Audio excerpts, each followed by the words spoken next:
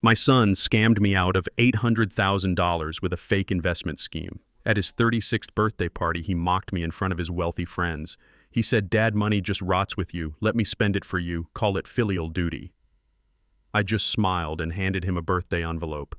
When he opened it, his face went pale. 5 minutes later, the police showed up. Before I tell you how I sent my own son to federal prison, let me know where you are watching from in the comments below. Hit like and subscribe if you have ever had to teach a painful lesson to someone you love. I stood at the counter of Chase Bank, and the air conditioning felt colder than a Chicago winter wind cutting through a thin coat. I have lived 70 years on this earth. I have built skyscrapers, poured concrete foundations for hospitals, and worked until my hands were as hard as the bricks I laid.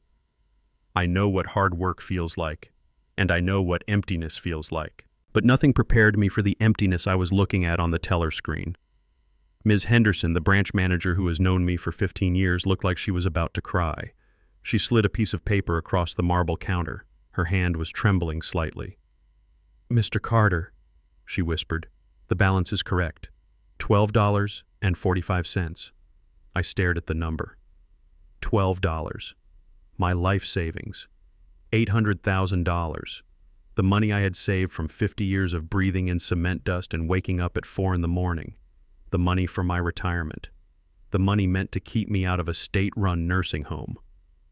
Gone. "Ms. Henderson," I said, my voice sounding like gravel grinding together. "This is a mistake. I did not authorize any transfers." She swallowed hard and typed something on her keyboard. Then she turned the monitor slightly so I could see. It was a digital copy of a document, a power of attorney, granting full access to Trayvon Carter. And at the bottom there was a signature, Desmond Carter. It looked like my signature. It had the same loops, the same heavy pressure on the D.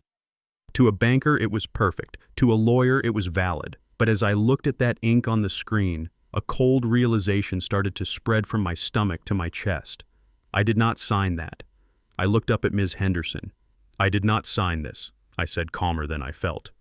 "It was notarized 3 weeks ago, Mr. Carter," she said gently. "Your son came in with the paperwork. He said you were having trouble managing your affairs. He said you wanted to move the assets into a high-yield tech fund. Trouble managing my affairs. That is the polite way of saying I was losing my mind. That is the polite way of saying I was a senile old man who needed a babysitter." I thanked Ms. Henderson. I did not yell. I did not cause a scene. I walked out of the bank into the blinding sunlight of the parking lot. My Ford F-150 was parked in the back. It is an old truck dented on the side from a job site accident 10 years ago, but the engine is clean. I keep it running, just like I keep myself running. I sat in the truck and stared at the steering wheel. My hands were shaking, not from age, from rage. I pulled out my phone. It was an older model, the screen slightly cracked. I dialed Trayvon. He answered on the 4th ring. I could hear music in the background, loud thumping bass, and the sound of glasses clinking. It was 2 in the afternoon on a Tuesday. "Hey, Dad?" Trayvon's voice was smooth, too smooth, like oil on water. "What's up? I'm kind of in the middle of a meeting right now." "A meeting, Trayvon," I said. "I am at the bank." The music on his end seemed to stop, or maybe he just stepped into another room. There was a pause, a silence that lasted 2 seconds too long. "Oh," he said. His tone shifted. It became professional, patronizing. "Did you see the transfer I meant to tell you? I moved the liquidity into that tech startup fund I told you about, the one with the military-grade encryption security." I gripped the phone tighter. "You moved everything, Trayvon. You left me $12. "Dad, listen." He sighed the way a parent sighs at a toddler who dropped ice cream. "That is how investment works. You have to commit capital to see returns. This fund guarantees 15% monthly interest. You are going to be rich. I am doing this for you. You do not understand how the digital economy works. Money sitting in a savings account is dead money. I am making it work for you." I closed my eyes. I remembered 3 years ago, when Viola died. When my wife Viola passed, the silence in my house was deafening. We had been married 40 years. She handled the books. She handled the bills. I made the money. She managed it. When she was gone, I felt like a ship without a rudder. I was grieving. I was weak. And Trayvon, he was there. He helped me organize the funeral. He helped me sort through Viola's clothes.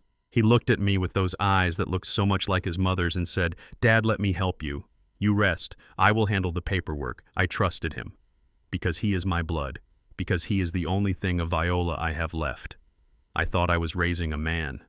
I did not know I was raising a vulture. "Trayvon," I said into the phone, "bring the money back. I do not want 15%. I want my principal back. Today." "Dad, stop," he snapped. His voice lost its smoothness. It became sharp. "You are being irrational. The money is locked in a 6-month term. I cannot touch it. It is for your own good. Stop stressing out or you will have another heart attack. Trust me. I am the expert here. Now I have to go. Brittany is waiting. The clients are waiting." He hung up. I sat there in the silence of my truck. The line about the heart attack was a low blow. He knew I took medication for hypertension. He was using my health as a weapon to silence me. Locked in a 6-month term. Tech startup, military encryption. I have built buildings for 50 years.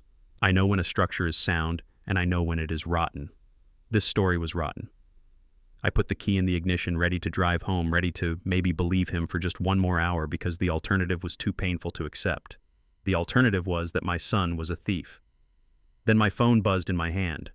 It was a notification from my credit card app, the one linked to the joint account I had added Trayvon to for emergencies only. Transaction alert, Gucci store, Michigan Avenue. Amount $5,200. Status approved. I stared at the screen. $5,000. He said he was in a meeting.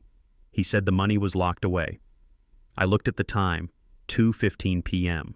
He was not investing in technology. He was investing in a handbag, or a suit, or a pair of shoes that cost more than my first car. A strange feeling washed over me. The shaking in my hands stopped.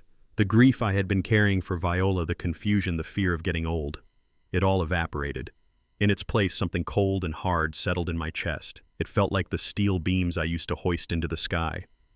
My son thought I was a confused old man. He thought I was a resource to be mined. He thought that because I worked with my hands I was stupid. He forgot who I am. I am Desmond Carter. I survived the riots of '68. I survived the recession of 2008 when big companies collapsed like cardboard boxes. I survived burying the love of my life. I looked at the Gucci notification one last time, then I swiped it away. I did not start the engine yet. I sat there and let the truth sink in. My son did not just steal my money, he stole my trust. He stole the safety Viola and I worked 40 years to build. He wanted to play games. He wanted to talk about filial duty and managing affairs. Fine. I looked at my reflection in the rearview mirror. Gray hair, deep lines around the mouth, eyes that had seen too much. But the fire was not gone. It was just banking down, waiting for oxygen. "I am going to get my money back," I whispered to the empty truck. "And I am going to take back my dignity." I started the engine. The old truck roared to life, a deep, angry sound. I did not drive home. I drove to the one place Trayvon never thought I would go. I drove to the past, to the south side, to find a man named Marcus who owed me a favor. Trayvon thought he was playing chess with a pigeon. He was about to find out he was playing with a wolf. The $5,000 Gucci bag was the most expensive mistake of his life, not because of the price tag, but because it woke me up. The father who covered for his son's mistakes was dead. The foreman was back on the job. And I was about to inspect the whole damn building. Here is the detailed script for the next part of the story. It is written in a voice-over friendly format, focusing on the raw emotion, the tension of the scene, and the internal monologue of Desmond Carter. My Ford F-150 rattled as I pulled up to the entrance of the Sovereign. It is one of those glass needles that pierce the Chicago skyline, a place where the air smells like money and exclusion. My truck is 20 years old. It has rust spots on the wheel wells and the bed is scratched from hauling lumber and concrete. It is a working man's truck. And in the driveway of the Sovereign, surrounded by Mercedes and Teslas, it looked like a scar on a beautiful face. I put the truck in park and the engine shuddered into silence. Before I could even unbuckle my seatbelt, a security guard was tapping on my window. He was young, wearing a uniform that fit him too tightly with a gold badge that shone in the sun. He looked at my flannel shirt and my work boots with a mixture of suspicion and disdain. "Sir, the delivery entrance is around the back," he said. He did not ask. He commanded. He assumed that a black man in an old truck could only be there to fix a toilet or deliver a package. I rolled down the window. The air conditioning from the lobby drifted out smelling of lavender and cold cash. "I am not a delivery man," I said, keeping my voice low. "I am here to see my son. Trevon Carter, Penthouse B." The guard blinked. He looked at his clipboard, then back at my truck, then back at me. His skepticism was an insult without words. He picked up a phone attached to the stone pillar of the gatehouse. "I will have to verify that," he said. I waited. My hands gripped the steering wheel, my knuckles aching. I built buildings like this. I poured the foundations that hold these glass towers up. I welded the beams that keep them from swaying in the wind. And now I have to beg a child in a polyester uniform for permission to see my own son. "Mr. Carter says you can go up," the guard said, finally sounding disappointed. "But you cannot park here. Guest parking is on level 4. Do not block the entrance." I drove past him without a word. Level 4. The deepest, darkest part of the garage. Fitting. The elevator ride to the penthouse took 30 seconds. It was silent and smooth, unlike the elevators in the construction sites I used to work on. The doors slid open and I stepped directly into the apartment. The first thing I saw was the light. Floor-to-ceiling windows offered a panoramic view of Lake Michigan. It was breathtaking, and it was expensive. The second thing I saw was the mess. It was not a dirty mess. It was a mess of excess. Boxes were everywhere. Orange boxes, black boxes with silver lettering. Tissue paper littered the floor like snow. Trevon was standing in the middle of the living room holding a suit jacket up to the light. He was wearing silk pajamas. At 3 in the afternoon, Brittany, his wife, was kneeling on the floor surrounded by shoes. She looked up as I walked in. She did not smile. She did not say hello. Her eyes darted immediately to my feet. "Dad," she said, her voice sharp, "please watch where you step. That is a hand-woven Persian silk rug. It costs more than your truck. Don't track grease onto it." I stopped. I looked down at my boots. They were clean. I had polished them this morning out of habit. But to her, they would always be dirty. To her, I would always be the man who smells like sweat and drywall. I did not apologize. I stepped onto the rug. I felt the soft silk crush under my heel. "Where's my money, Trevon?" I asked. Trevon lowered the suit jacket. He smiled that practiced, slippery smile he had developed over the last few years. The smile of a man who believes his own lies. "Dad, you made it." "Welcome to the headquarters of Carter Holdings." He spread his arms wide, gesturing to the room full of shopping bags. "I told you I was in a meeting earlier. We are setting up the home office." "Headquarters?" I asked, looking around. "It looks like a shopping mall exploded in here." Brittany stood up, holding a pair of heels that looked like they were made of glass. "You just don't understand modern business, Desmond," she said. "Image is everything. Trevon needs to look the part to attract high-level investors. We are building a brand." I looked at her. "A brand." "You are building a brand with my retirement fund." Trevon walked over to a glass desk that looked too fragile to hold a cup of coffee. He picked up a leather binder and held it out to me. "Look, Dad, I knew you would be worried. You are old school, you like paper, so I printed it out for you. This is the prospectus." I took the binder. It was heavy. The paper was thick and glossy. The logo Carter Holdings was embossed in gold on the front. It looked professional. It looked official. I opened it. I have read thousands of blueprints in my life. I know how to look for structural weaknesses. I know when a load-bearing wall is missing. I scanned the pages. Lots of graphs. Lots of words like synergy and crypto leverage and algorithmic yield. But there were no account numbers. There were no tax IDs. There was no custodian bank listed. It was a prop, a movie prop designed to shut me up. "Trevon," I said, looking up from the pages. "This is nonsense. These are just pictures. Where is the principal? Where is the $800,000 actually sitting right now? It is in the cloud." Dad Trevon laughed, pouring himself a drink from a crystal decanter. "It is distributed across the blockchain. You can't just point to a vault and say, 'There it is.' That is archaic thinking." He took a sip of the amber liquid. I could smell it from here. Aged scotch. Expensive. I closed the binder and tossed it onto the glass desk. It made a heavy slap sound that made Brittany flinch. "You are lying to me," I said. My voice was steady, but my heart was hammering against my ribs. "You are spending it. You are not investing it. You are spending it on this." I gestured to the room, to the view, to the silk pajamas. Brittany stepped forward, her face flushing red. "How dare you?" she hissed. We are working our asses off to multiply your money. You should be grateful. Most children would put you in a home and forget about you. We are trying to build a legacy for this family, and you come in here with your dirty boots and your small-minded accusations. Grateful, I asked. Grateful that you stole the money I saved to keep myself alive. Trayvon sighed and set his drink down. Dad, you are being dramatic. Look at the time. I have a Zoom call with partners in Tokyo in 10 minutes. He checked his wrist. That was when the world stopped moving. On his wrist was a watch. It was heavy, gold and blue, a Rolex Submariner. I know that watch. I had seen it in a magazine once when I was waiting at the cardiologist's office. I remembered the price because I had compared it to the cost of my medication. That watch cost $40,000. My heart medication costs $3,000 a month without insurance. Since I retired, coverage has been tight. I have to ration pills sometimes. I have to break them in half to make them last until the next check comes in. I looked at the gold glinting on his wrist. That was not a watch. That was 13 months of my heartbeat. That was 13 months of my life strapped to his wrist as a fashion statement. He saw me looking. He pulled his sleeve down quickly, but it was too late. You bought a Rolex, I said. The words tasted like ash in my mouth. It was a signing bonus, Trevon stammered. A gift from a partner. Liar, I whispered. He bought a $40,000 watch while I am splitting pills to keep my blood pressure down. He is drinking scotch while I am drinking tap water to save money on filters. The realization hit me harder than any physical blow I have ever taken on a construction site. It wasn't just greed. It wasn't just stupidity. It was cannibalism. They were eating me. They were stripping the meat from my bones to feed their vanity. They did not care if I lived or died as long as the check cleared before my heart stopped. I looked at Brittany. She was sneering at me, guarding her Persian rug like a dragon guarding gold. I looked at Trayvon, my son, the boy I taught to ride a bike, the boy I held when he cried over a scraped knee. He was gone.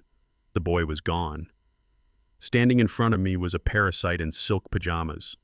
I took a deep breath. The air in the penthouse was cool, recycled, and lifeless. Fine, I said. I pulled my shoulders back. I straightened my spine. The joints popped a sound like a gunshot in the quiet room. What Trayvon asked, confused by my sudden calm. I said, fine. I repeated. I see you are busy. Big business. Tokyo partners. I won't take up any more of your time. Trayvon relaxed. His shoulders dropped. He thought he had won. He thought the glossy binder and the big words had confused the old man enough to make him retreat. Exactly, Dad.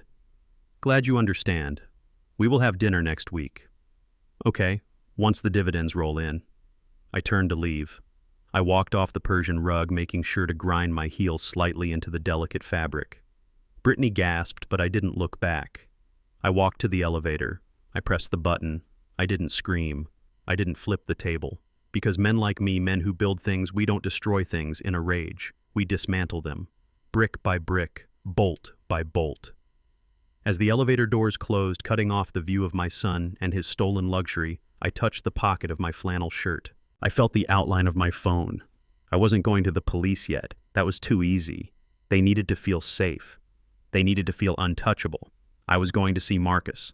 And we were going to bring this whole glass tower crashing down. My son wanted to play big business. He wanted to talk about filial duty. I was about to teach him the most important lesson in business. Read the fine print. And the fine print of betraying Desmond Carter was about to cost him everything. I stood with my hand on the cold metal handle of the penthouse door, but I did not turn it. I could not leave. Not yet. Not without giving my son one last chance to be a human being. I turned back around. The air in the room felt heavy, suffocating, smelling of expensive lilies and betrayal. Trayvon was still holding his scotch. Brittany had crossed her arms over her chest, tapping her foot on the hardwood floor where the Persian rug ended. They looked like a tableau of modern success. Young, beautiful, and completely rotten on the inside. I took a breath that rattled in my chest. Trayvon, I said, and my voice was low, barely a whisper. I am not asking you as an investor.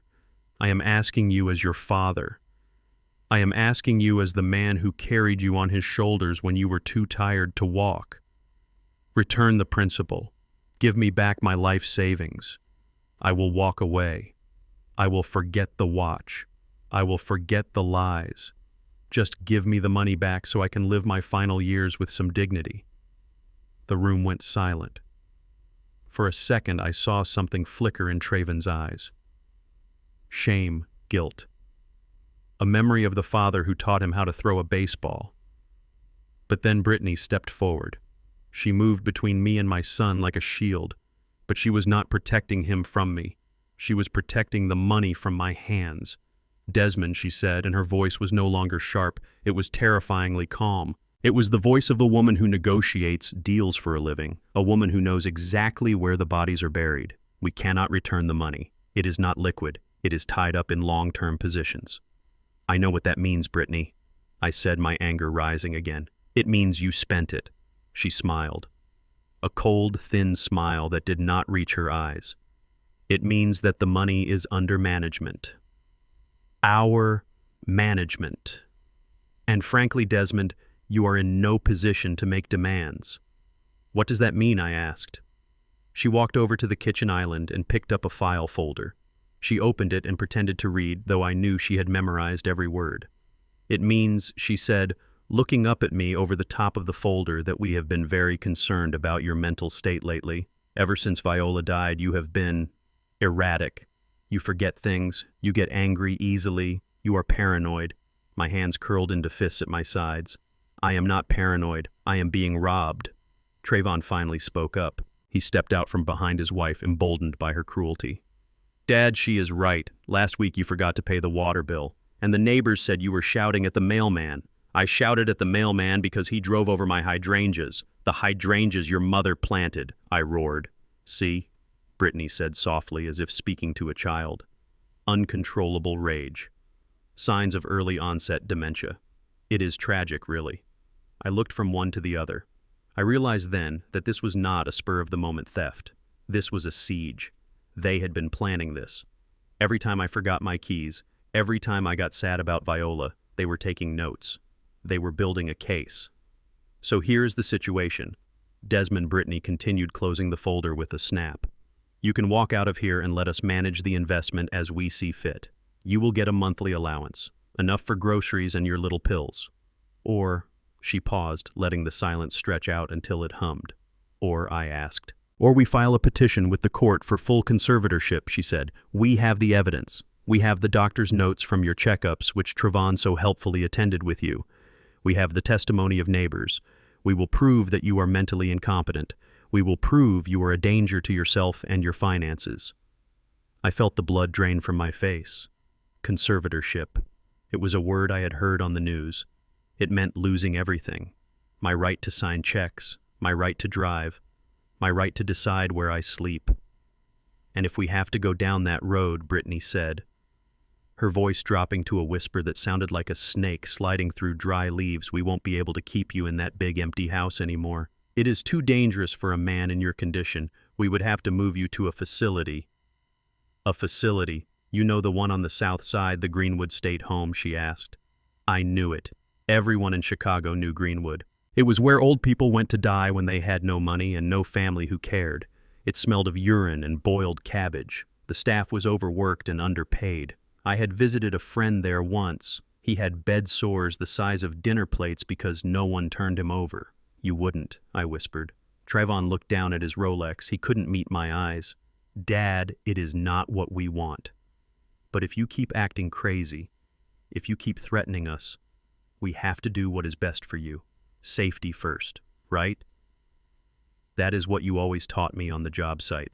Safety first." He used my own words against me. The words I used to keep him safe from falling steel beams he was now using to bury me in a grave of bureaucracy and neglect. I looked at my son, really looked at him. I saw the fear in him. But it wasn't fear of losing me. It was fear of losing the lifestyle I had just bought him. He was terrified of going back to being average. He was terrified of Brittany leaving him if the money dried up. He was a coward, and cowards are the most dangerous men on earth because they will do anything to survive. They had me. If I fought them now, if I called the police, they would pull out the dementia card. They would show the power of attorney I supposedly signed. They would drag this out in court for years. I didn't have years, and I didn't have the money to hire a lawyer to fight them because they had all my money. I was a man standing on a ledge and my own family was greasing the soles of my boots. The rage inside me was a hot white sun. But I forced it down. I swallowed it. It tasted like bile. I needed to think like a general, not a victim. A general does not attack when he is outnumbered and outgunned. A general retreats. A general regroups. A general lulls the enemy into a false sense of security. I let my shoulders slump. I let my face fall. I made myself look smaller, older, more defeated. I took a shaky breath and reached for the door handle again. "You would put me in Greenwood?" I asked, my voice trembling. "Only if you force our hand," Dad Trayvon said quickly. "We love you. We just want you to be safe. Safe." The word hung in the air like a bad joke. I looked at the floor. I stared at the spot where my heel had crushed the silk rug. "Okay," I said softly. "What?" Brittany asked, her eyes narrowing. I said, "Okay," I repeated. I am tired, Trayvon. I am too old to fight. I don't want to go to court. I don't want to go to a home." I looked up at them. I made sure my eyes looked watery and weak. "If you say the money is invested, then I have to trust you. You are my son. You wouldn't destroy me." Trayvon let out a breath he had been holding. He grinned, relief washing over his face. He stepped forward and clapped a hand on my shoulder. His hand felt heavy and foreign. "That is the right decision, Dad. You won't regret it. We are going to take care of you. You'll see. The returns are going to be huge." Brittany relaxed too. She smirked a look of pure triumph. She thought she had broken the old horse. She thought I was ready for the glue factory. "Just don't send me away," I said, playing the part of the scared old man. "Let me stay in my house." "As long as you behave," Brittany said. "As long as you let us handle the finances without interference." I nodded slowly. "I understand. I just want peace. I just want to live out my days in peace." "Good," Trayvon said. "Go home, Dad. Get some rest. We will order you some groceries online so you don't have to go out." He was dismissing me, like a servant. I opened the door. I walked out into the hallway. I did not look back. I knew if I looked back, I would vomit or I would kill them. The heavy door clicked shut behind me. I stood in the hallway for a long time. The elevator bell dinged, but I didn't move. I leaned my forehead against the cool plaster of the wall. They thought I was defeated. They thought the threat of a nursing home had paralyzed me with fear. They were wrong. The threat didn't paralyze me. It clarified things. They had crossed the final line. There was no going back now. There was no saving Trayvon. The boy I raised was dead. The thing in that apartment was a stranger who would sell my corpse for a better interest rate. I pushed myself off the wall. I walked into the elevator and pressed the button for the garage. My reflection in the mirrored walls of the elevator stared back at me. I didn't look like a scared old man. I looked like a man who had just cleared the site for demolition. I pulled out my phone. My thumb hovered over the contacts list. I scrolled past Trayvon. I scrolled past the family friends who would tell me to forgive him. I stopped at a name I hadn't called in 10 years. Marcus. IRS retired. He was the only man I knew who hated thieves more than I did. I pressed call. "You want peace, Trayvon," I whispered to the empty elevator as the numbers counted down. "I will give you peace. The peace of a concrete cell." The elevator doors opened. I walked to my truck. The darkness of the parking garage felt welcoming. It was time to go to work. The foundation was rotten. It was time to bring the house down. I drove south. The city changed around me as I left the gleaming towers of downtown and entered the neighborhoods where the sidewalks were cracked and the streetlights flickered. This was my Chicago. The Chicago of brick bungalows, corner stores with bars on the windows and people who looked you in the eye when they passed you. I parked my truck in front of a small, neat house on 87th Street. The lawn was manicured to within an inch of its life. The gutters were clean. I knew they were clean because I was the one who installed them 10 years ago. I sat in the truck for a moment listening to the engine cool. Rain had started to fall, a cold drizzle that made the world look gray and tired. I felt a heavy weight in my pocket, the flash drive I had taken from Trayvon's desk while he was busy pouring scotch. I wasn't just a construction worker. I was a father who knew his son's passwords because his son was too lazy to change them from his birthday. I walked up the path and knocked on the door, 3 sharp raps. The door opened, and Marcus stood there. He was older than me, maybe 75, but he stood straight as a plumb line. He wore a cardigan over a crisp button-down shirt, and his glasses hung on a chain around his neck. Marcus was a man who had spent 40 years working for the IRS. He had spent his life hunting down tax cheats, money launderers, and corporate thieves. He could look at a spreadsheet and smell a lie from 3 pages away. "Desmond," he said, his voice deep and gravelly. "You look like you just walked off a demolition site. I feel like one," I said. Marcus stepped back and held the door open. "Come in, the coffee is fresh." His house smelled of old paper and lemon polish. It was a sanctuary of order. We sat at his dining room table, which was covered in stacks of files. Marcus never really retired. He just stopped going to the office. I put the flash drive on the table. It made a small click against the wood. "I need you to look at something, Marcus." He looked at the drive, then at me. "Is this about Trayvon?" I nodded. Marcus sighed. He took off his glasses and cleaned them with the hem of his shirt. "I remember when that boy was born, Desmond. I remember you handing out cigars at the Union Hall. You were so proud. You said he was going to be the first Carter to wear a suit to work." "He is wearing suits, Marcus," I said, my voice tight. "Silk ones, paid for with my retirement fund." Marcus didn't ask any more questions. He didn't offer empty platitudes. He picked up the drive and walked to his computer desk in the corner. He plugged it in. The screen illuminated his face in a blue glow. I pulled up a chair and sat behind him, watching as his fingers flew across the keyboard. He wasn't hacking. He was auditing. He was logging into public record databases, cross-referencing LLC filings and tracing routing numbers. For 20 minutes, the only sound in the room was the clicking of the keys and the rain against the window. Then Marcus stopped. He leaned back in his chair and took a long, slow breath. "Desmond, you need to see this." I leaned forward. The screen was filled with rows of numbers, red numbers. "This is the account you transferred the $800,000 into," Marcus said, pointing a gnarled finger at the screen. "Trayvon set it up as a shell company. Carter Tech Ventures, LLC. Sounds impressive, right?" I nodded. "Look where the money went," Marcus said. He clicked a tab. The list of transactions scrolled down the screen like a waterfall. There were no investments in technology. There were no stock purchases. There were no bonds. Golden Palace Online Casino, $5,000. $5,000. $10,000. DraftKings VIP, $20,000. Saks Fifth Avenue, $12,000. Porsche Financial Services, lease down payment, $18,000. I felt like I was going to be sick. The numbers blurred before my eyes. "He is gambling it," I whispered. "He is not just gambling," Marcus said, his voice hard. "He is hemorrhaging money.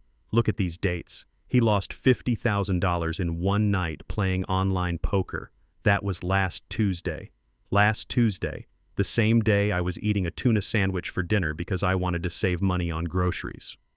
"And look here," Marcus continued, scrolling down further. "Brittany Miller Carter, my daughter-in-law. There were transfers to her personal accounts labeled consulting fees, $5,000 a week, and then from her account payments to credit cards. Payments to luxury travel agencies, a booking for a yacht charter in the Mediterranean for next month.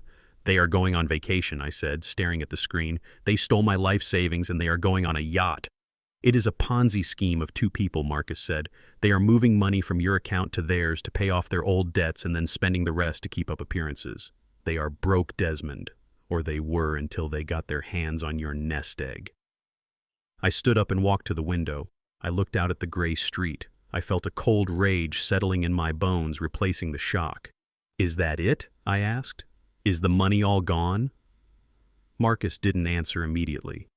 The clicking of the keyboard started again. It was faster this time, more urgent. "Desmond, come back here," Marcus said. His voice had changed. It was lower, more serious. I turned around. Marcus was looking at a different document now. It wasn't a bank statement. It looked like a legal deed. "What is it?" I asked. "You own your house free and clear, right?" Marcus asked. "The brownstone on 43rd Street, the one your grandfather bought in 1950. "Yes," I said. "Paid off the mortgage 20 years ago. It is the only thing I have left besides the truck." Marcus turned the monitor toward me. "Not anymore." I stared at the document on the screen. It was a filing with the Cook County Recorder of Deeds. Notice of lien. Debtor Desmond Carter. Collateral 2415 West 43rd Street. Lender Shadow Creek Capital. Amount $300,000. I felt the room spin. I had to grab the back of the chair to keep from falling. What does that mean? I rasped. It means someone took out a second mortgage on your house 3 months ago, Marcus said grimly. A high-interest loan. The kind you get from lenders who don't ask too many questions as long as the paperwork looks right. I didn't sign that, I said. I shouted it. I didn't sign anything. Marcus zoomed in on the signature at the bottom of the loan document. There it was again. Desmond Carter. The same forgery. The same loop on the D. Trevon, I breathed. He didn't just empty your bank account, Marcus said, taking off his glasses and rubbing his eyes tiredly. He leveraged your home. He forged your signature on a deed of trust. He borrowed $300,000 against your house, probably to pay off gambling debts before he even got access to your retirement fund. And the worst part, Marcus pointed to a line at the bottom. Default status pending. He hasn't made a payment in 2 months, Marcus said. Desmond, they are preparing to foreclose. You could lose the house. The house. My grandfather bought that house when black men couldn't buy property in half the city. My father raised me there. I raised Trayvon there. Viola died in the master bedroom holding my hand. Every scratch on the floorboards has a story. Every layer of paint on the walls holds a memory. And Trayvon had sold it. He had sold our history to a loan shark for poker chips and a Gucci bag. I sank into the chair next to Marcus. I put my head in my hands. I wanted to cry, but my eyes were dry. The betrayal was too deep for tears. It was a physical pain like a knife twisting in my gut. He is trying to make me homeless, I said. He told me he might have to put me in a nursing home for my own safety. Marcus slammed his hand on the table. That son of a bitch. He is not a son, I said. I looked up. My voice was steady again. The shock was gone. The grief was gone. All that was left was the cold, hard clarity of a demolition expert looking at a condemned building. He is not a son. He is a criminal. Marcus looked at me. His eyes were sharp, calculating. What do you want to do, Desmond? We can go to the police right now. This is fraud, forgery, elder abuse. No, I said. Marcus looked surprised. No, if I go to the police now, Trevon will claim it was a misunderstanding. He will claim I authorized it. He has that power of attorney. He has the dementia story he is planting. It will be his word against mine, and he has expensive lawyers paid for with my money. Then what? Marcus asked. I need undeniable proof, I said. I need him to admit it. I need him to hang himself. I looked at the screen at the list of gambling debts and the foreclosure notice. Who is Shadow Creek Capital? I asked. Marcus typed a few keys. Bottom feeders. Predatory lenders. They operate out of a storefront on Western Avenue. Do they have the original wet ink documents? I asked. They should, Marcus said. I stood up. I buttoned my jacket. I am going to pay them a visit, I said. Desmond, be careful, Marcus warned. These are not nice people. I am not a nice person anymore either, Marcus, I said. The nice person died when he saw his son wearing a Rolex bought with his life's blood. I walked to the door. Desmond, Marcus called out. I turned back. You fixed my roof when I didn't have a dime to pay you, Marcus said. You kept my house dry. I will help you bring yours down on their heads. I will prepare the file for the IRS tax evasion. Unreported income. When you are ready to pull the trigger, I will make sure they never see the sun again. Thank you, brother, I said. I walked out into the rain. The drops felt cold on my face, but I didn't mind. I needed the cold. I needed to freeze my heart so I could do what had to be done. I got into my truck and started the engine. My son thought he was playing a game. He thought he was a big-shot investor. But he had made a fatal mistake. He forgot where he came from. He forgot that the house he mortgaged wasn't just a building, it was a fortress, and he had just let the enemy inside the walls. But he forgot one thing. I am the one who built the walls, and I am the only one who knows how to tear them down. I put the truck in gear. Next stop, Shadow Creek Capital. It was time to meet the sharks, and I was bringing a harpoon. The hardest part of building a trap is not the digging or the camouflage. It is the waiting. It is standing perfectly still while the animal you are hunting sniffs the bait, deciding whether to bite or run. For the next week, I became an actor. I did not go to Hollywood. I went to my own closet. I found shirts that were slightly too big, stained with old coffee spills I had never bothered to wash out. I stopped shaving every day, letting white stubble patch across my jaw like weeds in a neglected lot. But the real performance was in the hands. I spent hours in front of the bathroom mirror practicing the tremor. I held my coffee cup and forced my muscles to spasm, spilling liquid onto the counter. I watched my own eyes, learning how to make them look vacant, how to stare past things instead of at them. I had to become what they wanted to see. They wanted a senile, helpless old man. Fine. I would give them a performance worthy of an Academy Award. On Friday night, I drove to the penthouse again. Trayvon had invited me for a small dinner. He said it was family time, but I knew what it really was. It was a stress test. They wanted to see if I was still a threat or if I had broken under the pressure of their threats. I walked in with a cane I had bought at a thrift store. I did not need a cane. My legs were as strong as steel beams. But the cane made a tapping sound on their marble floors that annoyed Brittany. That was a bonus. "Oh, look," Brittany said as I shuffled into the dining room. "The ghost of Christmas past has arrived." She was sitting at the head of the table holding a wine glass the size of a fishbowl. There were 3 other people there. Her friends. A man in a tight suit who looked like a shark and 2 women with faces so pulled back by surgery they looked permanently surprised. Trayvon stood up. He looked tired. "Dad, glad you could make it. Sit down." I stared at him blankly for a second too long. Then I smiled a loose, confused smile. "Is your mother in the kitchen, son?" I asked. I thought I smelled her peach cobbler. The room went silent. Viola had been dead for 3 years. Trayvon knew that. Brittany knew that. Trayvon closed his eyes and pinched the bridge of his nose. "Dad, Mom is gone. Remember, we visited her grave last month." "Oh," I said, looking down at my hands. Right, I forgot. My mind, it is like a sieve these days." I saw Brittany smirk at her friends. She leaned over to the woman next to her and whispered loud enough for me to hear. "See, I told you. The lights are on, but nobody is home. It is exhausting." I sat down. The chair was velvet, soft, expensive, paid for with my sweat. The dinner was an ordeal. They ate tiny portions of raw fish and drank wine that cost more than my monthly electric bill. They talked about the market, about vacations in Tulum, about people I did not know. They ignored me completely. To them, I was just a piece of furniture that breathed. Then Brittany decided she needed entertainment. "So Desmond," she said, her voice sharp and loud like she was talking to a deaf person. "Trayvon tells me you got lost going to the grocery store yesterday. Is that true?" I hadn't gotten lost. I had gone to meet Marcus to finalize the paperwork for the IRS. But I nodded slowly. "Everything looks the same," I mumbled, stabbing at a piece of lettuce with my fork. "The streets, they keep changing the signs." The man in the tight suit laughed. "That is called gentrification, old-timer. Or maybe it is just the neurons firing blanks." Brittany laughed with him, a cruel tinkling sound. "Honestly, it is a burden," she said to the table, gesturing at me with her fork. "We have to manage everything for him. His bills, his house, his life. He is basically a walking debt at this point. A liability we inherited. A walking debt." I gripped my fork under the table. I wanted to stand up and flip the table over. I wanted to tell them that this walking debt had built half the schools in this district. I wanted to tell them that my liability bank account was the only reason they weren't living in a studio apartment in the suburbs. But I didn't. I let the insult wash over me. I let it fuel the fire in my gut.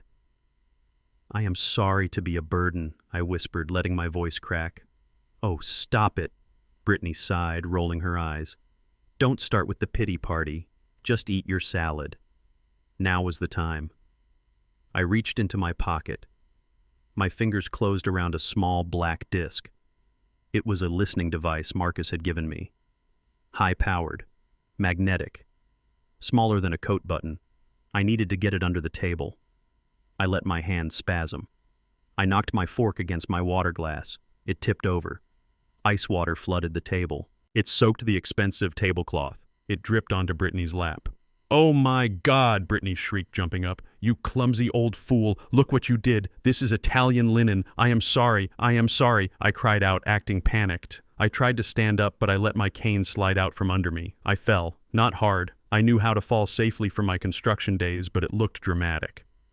I collapsed onto the floor right next to the table leg.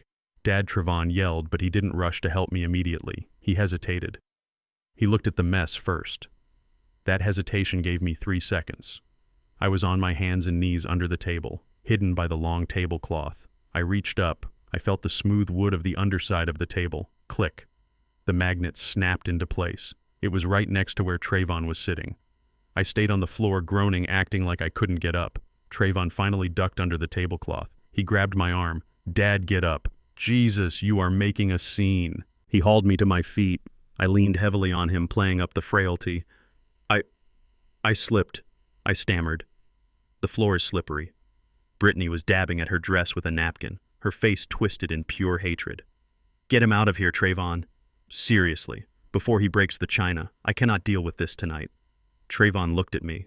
There was no sympathy in his eyes, just annoyance and shame. Shame that his cool, rich friends had to see his broken-down father. "Come on, Dad," he said, guiding me firmly toward the door. "I will call you an Uber. You shouldn't be driving." I let him lead me out. I walked with my head down, the picture of a defeated man. "I am sorry, son," I whispered as the elevator doors closed. "I ruined your party." "Yeah. Well, it happens," Trevon muttered, not looking at me. "Just go home and sleep, Dad. We will talk later." He couldn't wait to get rid of me. He sent me down to the lobby and turned back to his party, back to his wife, back to the Sharks. I sat in the Uber watching the city lights blur past. The driver asked if I was okay. I told him I was fine. I was better than fine. I had left my ears in the room. When I got back to my silent house, I didn't go to sleep. I went to the kitchen table. I poured a glass of tap water. I put my phone on the table and opened the app Marcus had installed. The audio feed was live. I put on my headphones. At first it was just the sound of silverware on plates and the murmur of conversation. They were laughing about me. The man in the suit was making a joke about nursing homes. Then the guests left. I heard the door close. The audio became clearer. Just 2 voices now, Trayvon and Brittany. "I can't believe he spilled water on me," Brittany complained, the sound of glass clinking against a bottle. "More wine." "He is getting worse, Trayvon. We can't keep doing this charade." "I know, babe, I know," Trayvon said. He sounded drunk. "But we have to wait until the court date to file for conservatorship." "No, we don't," Brittany snapped. I pressed the headphones tighter against my ears. "What do you mean?" Trayvon asked. "We need the cash now," Brittany said. Her voice dropped lower, but the bug picked it up perfectly. "That broker called me today. The yacht owner in Cabo. He has another offer. If we don't put down the deposit by the 20th, we lose the boat." "We don't have the liquidity," Britt Trevon argued. "We spent the last of Dad's cash on the car and the furniture." "We have the house," Brittany said. I stopped breathing. "The house is in his name," Trevon said. "We can't sell it until we have power of attorney." "We have the lien, you idiot," Brittany hissed. "Shadow Creek Capital. If the payments aren't made, they foreclose." "Yeah, but foreclosure takes months," Trayvon said. "Not if the owner agrees to a short sale to avoid bankruptcy," Brittany said. "What are you saying?" "I am saying," Brittany said, and I could hear the smile in her voice, a cold, predatory sound. "I am saying that on your birthday next week we get him to sign one more paper. We tell him it is a modification to his insurance, or a birthday card, whatever. He is so out of it he won't even read it. We get him to sign a quitclaim deed. We transfer the title to the LLC, then we sell it to the cash buyer I have lined up. We can close in 3 days. Sell the house. My house." "But Dad lives there," Trevon said weakly. Brittany laughed. "Who cares? By the time the new owners kick him out, we will be on the yacht. We will send him to Greenwood. The state pays for that. Problem solved." There was a long silence on the tape. I waited for my son to defend me. I waited for him to say no. I waited for him to say that you cannot sell a man's home out from under him while he is still sleeping in it. "That sounds like a plan," Trevon said finally. "Let's do it. Happy birthday to me." I took the headphones off. I sat in the darkness of my kitchen. The house groaned around me, settling in the night wind. It knew. The walls knew. The floorboards knew. They were coming for the roof over my head. They were coming to erase the last trace of my existence on this earth. I looked at the calendar on the wall. Trayvon's birthday was in 5 days. 5 days. They thought they were planning a celebration. They thought they were planning a closing. They were wrong. They were planning their own funeral. I wasn't going to sign a deed. I was going to sign a warrant. I picked up the phone and dialed Marcus. It was late, but I knew he was awake. "Marcus," I said. "Yeah, Desmond." "Get the paperwork ready for the FBI," I said. "And Marcus." "Yeah, find out who the cash buyer is for my house. I want to invite them to the party too." The game of acting senile was over. The curtain was coming down. And when it rose again, I wouldn't be the helpless old man on the floor. I would be the judge, the jury, and the executioner. Shadow Creek Capital was not located in a glass tower like my son's apartment. It was located in a strip mall on Western Avenue sandwiched between a nail salon and a liquor store that had been robbed twice last month. The neon sign in the window flickered with a buzzing sound that set my teeth on edge. Loans. Fast cash. No credit check. I parked my truck right in front. I wanted them to see it. I wanted them to see the heavy steel bumper and the tools in the back. I wanted them to know that a working man had arrived, and working men are dangerous when you mess with their livelihood. I buttoned my jacket over my flannel shirt. I checked my pocket to make sure the audio recorder was still running. Then I pushed open the door. A bell chimed a cheerful sound that felt out of place in a room that smelled of stale cigarette smoke and desperation. The waiting room was small. The carpet was gray and stained. A woman behind a thick plexiglass window looked up from her phone. She was chewing gum with a slow, rhythmic motion. "Can I help you?" she asked without smiling. "I am here to see the manager," I said. My voice was low. I did not sound like a customer. "Do you have an appointment?" she asked, popping a bubble. "Tell him Desmond Carter is here," I said. "Tell him I am here about the house on 43rd Street. She stared at me for a second, then picked up a phone. She whispered something, nodded, and buzzed the door open. "Go on back," she said. "Last door on the left." I walked down a narrow hallway. The walls were thin drywall, poorly taped and painted with a cheap beige that was already peeling. I could hear voices coming from the other rooms, people begging for more time, people crying. This was a factory of misery. I pushed open the last door. The office was small and cluttered. Behind a desk that looked like it was made of compressed sawdust sat a man. He was huge. His neck was thicker than my thigh, and he wore a suit that was shiny in the elbows. He looked like a man who used to break legs for a living but decided paperwork was safer. "Mr. Carter," he said, not standing up. "I'm Rick. I assume you are here to make a payment on your son's behalf. We were about to send a notice of default." He leaned back in his chair, interlacing his fingers behind his head. He thought he had all the power. He thought I was just another scared old man coming to beg for an extension. I did not sit in the chair opposite his desk. Instead, I walked to the corner of the room. I looked up at the ceiling tiles. They were water-stained, sagging brown circles that looked like bruises. I looked at the window. It was barred from the outside. I looked at the back door. It was blocked by a stack of filing cabinets. Rick frowned. "Hey, sit down. What are you doing?" I turned to him. I did not look at his face. I looked at the wall behind him. "You know, Rick," I said calmly, "I spent 40 years in construction. I was a foreman for 20 of them. I know the Chicago building code better than I know the Bible." Rick laughed, a dry, humorless bark. "Is that right? Well, good for you. Now about the $300,000 your son borrowed." I walked over to the blocked back door. I kicked the filing cabinet. It made a hollow metallic thud. Chicago Municipal Code. Chapter 13. Section 160. I said, reciting the numbers from memory. "Obstruction of a means of egress. That is a serious violation, Rick. If a fire starts in this tinderbox, that door is useless." Rick stopped smiling. "What are you talking about?"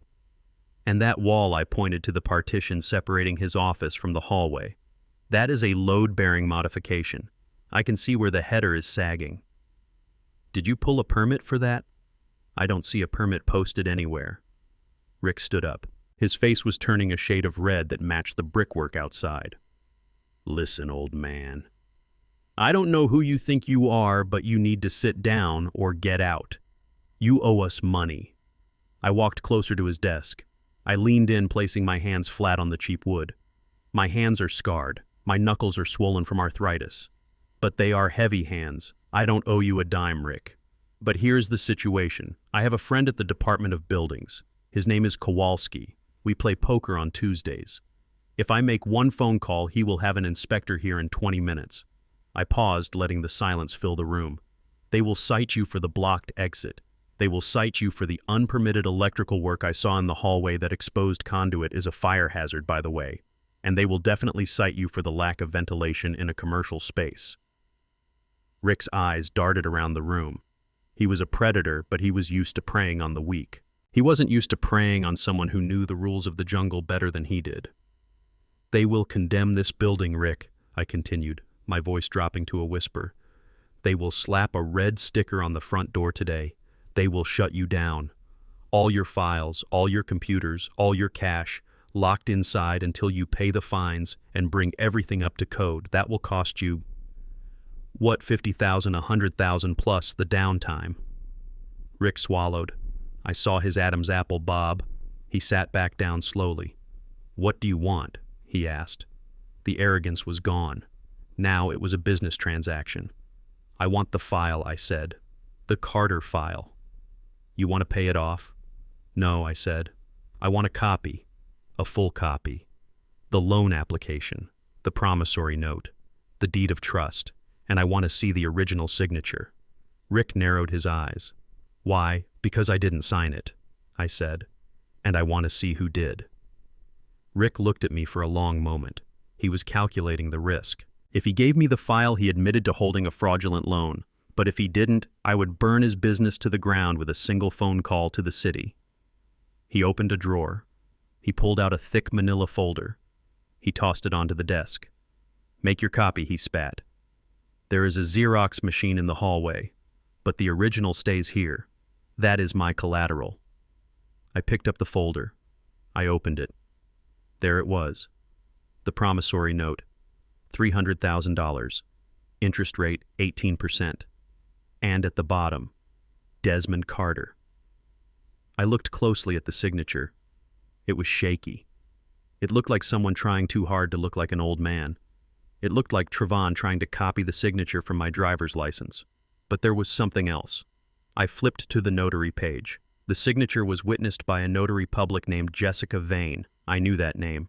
Jessica was Brittany's college roommate. She wasn't a notary. Or if she was, she certainly hadn't seen me sign this paper because I was at the dentist the day this was dated. This was it. This wasn't just a bad loan. This was a conspiracy. I looked up at Rick. This signature is a forgery, I said. Rick shrugged. Not my problem. The kid came in with the deed and the ID. He said you were sick and couldn't come in. He had a power of attorney. A power of attorney doesn't let you sign a mortgage on a primary residence without the owner present, I said. You know that, Rick. You ignored it because you wanted the interest. Rick leaned forward. Look, Mr. Carter, I run a business. Your son scammed you. That sucks. But I have a lien on your house. Unless you can prove in a court of law that this is fake, I am going to foreclose. Now, are you going to call the inspector, or are you going to make your copy and get out? I stood up straight. I will make my copy, I said. I walked out to the hallway. My hands were trembling not from age but from adrenaline. I placed the documents on the glass of the copy machine. The light flashed rhythmic and blinding. Flash, flash, flash. Each page that slid out of the tray was another nail in Trayvon's coffin. Application, deed, ID scan. I gathered the warm papers. I folded them neatly and put them in my inside jacket pocket right next to my heart. I walked back into the office. I threw the original folder back on Rick's desk. You keep that, Rick, I said. You keep that safe.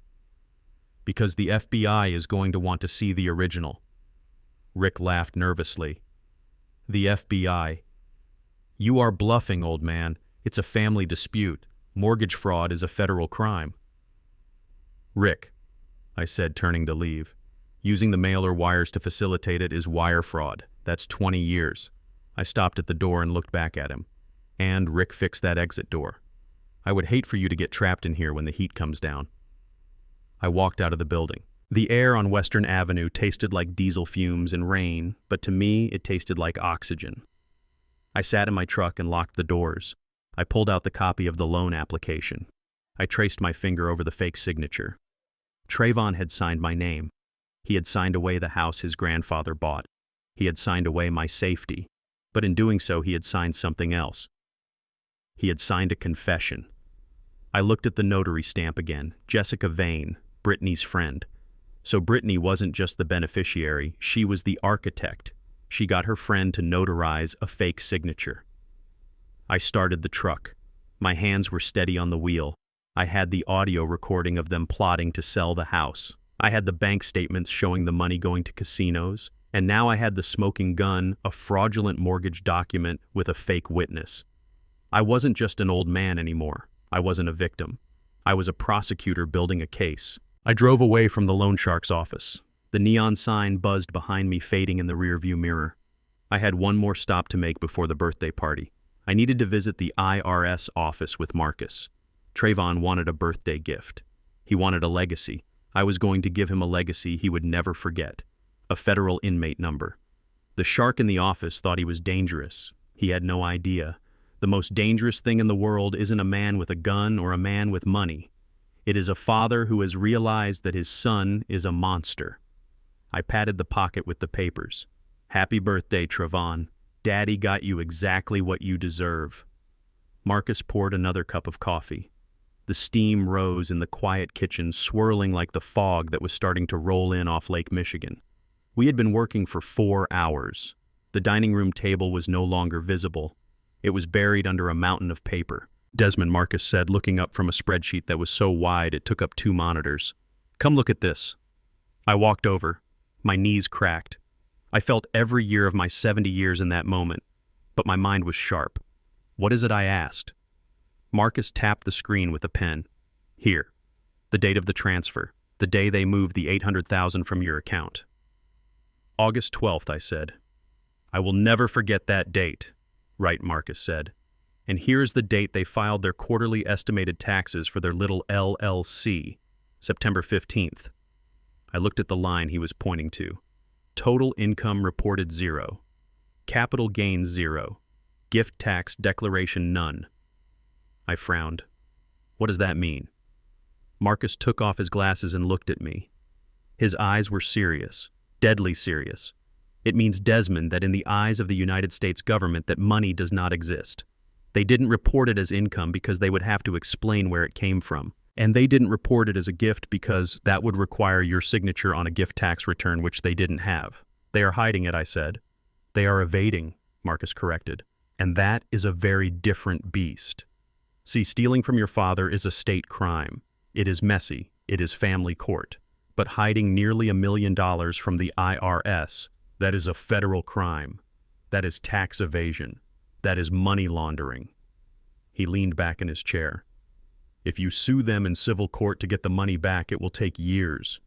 They will spend the money on lawyers to fight you. You might win a judgment, but if the money is gone, you get nothing. You get a piece of paper that says you were right. I looked at the rain hitting the window. I didn't want a piece of paper. I wanted justice. But Marcus continued, his voice dropping an octave. If we hand this to the Criminal Investigation Division of the IRS, they don't care about family drama.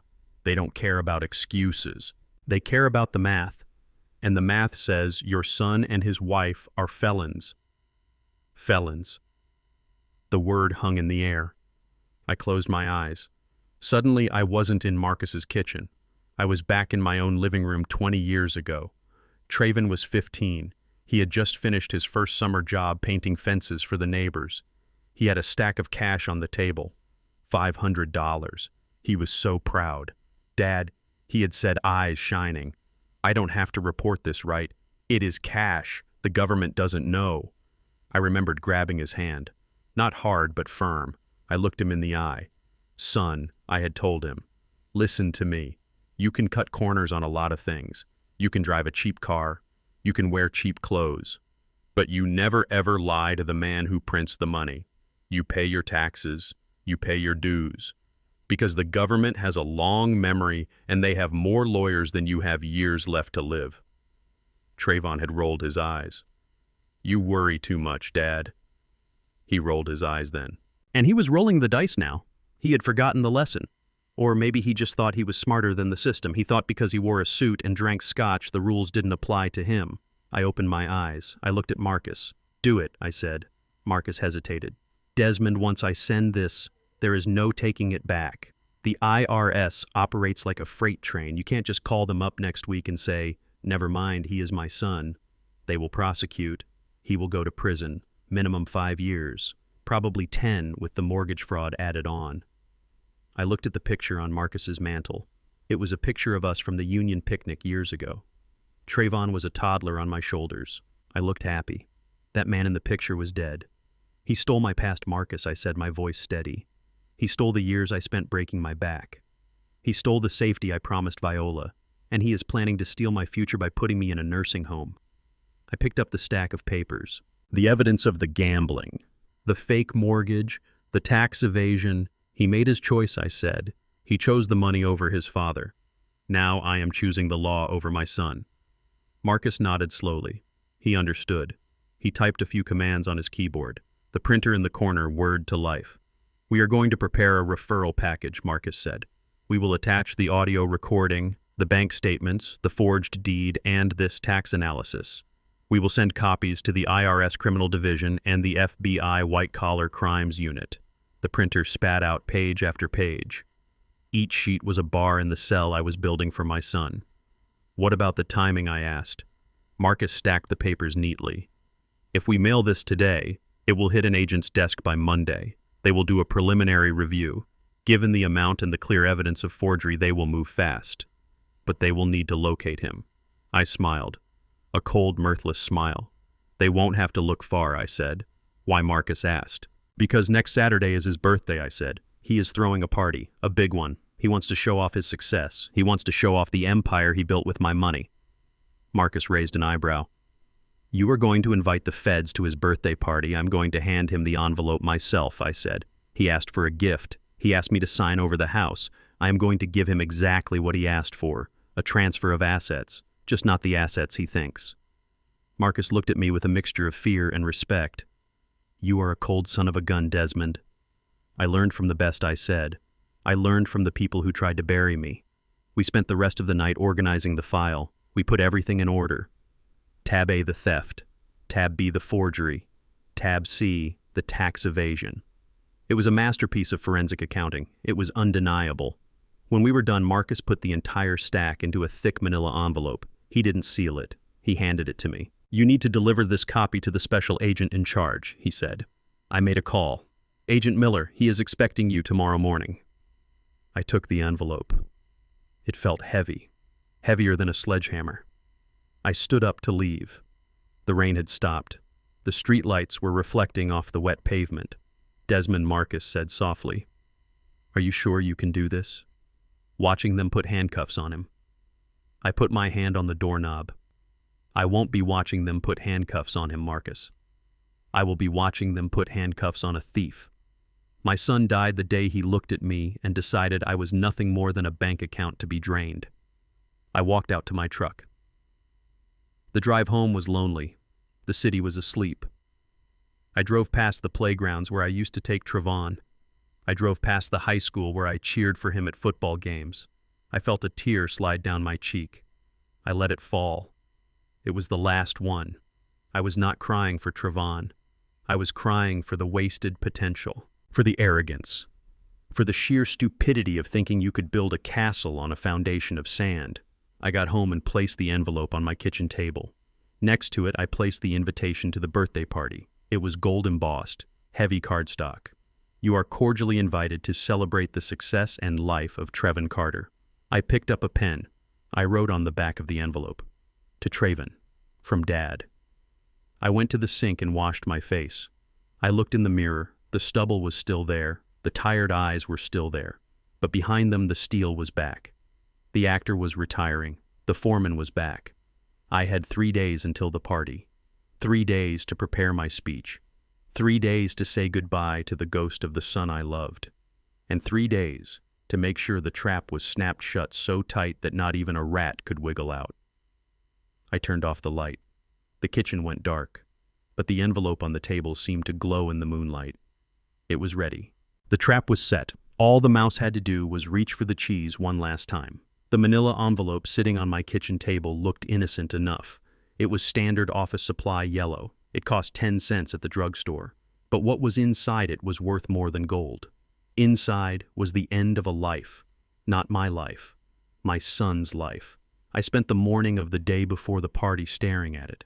I had sealed it with tape, but I didn't need to see the papers to know what they said. I had memorized every line of the forensic accounting report Marcus and I had put together. It was a masterpiece of destruction. It was a blueprint for a prison cell drawn with numbers instead of steel bars. The house was quiet. Too quiet. Since I had mortgaged my truck and sold my tools to survive the last month, the silence had become a roommate I couldn't kick out. But today the silence felt different. It felt like the deep breath a diver takes before plunging into freezing water. At 2 p.m, the phone rang. I let it ring 3 times. I wanted them to wait. I wanted them to wonder if the old man was napping or if he had finally wandered off into the oblivion they were praying for. On the 4th ring, I picked up.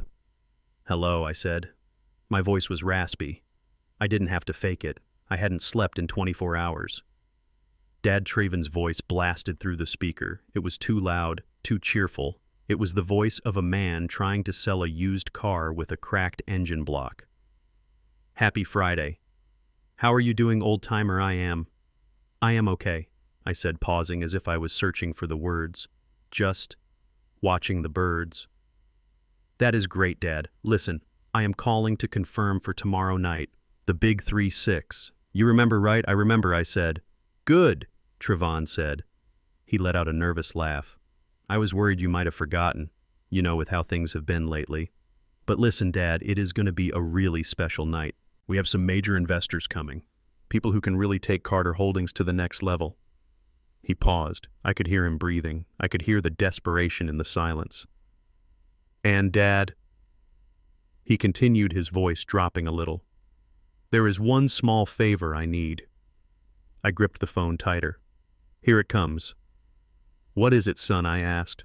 "Well, you know how we talked about streamlining your assets to keep them safe," Trevon said.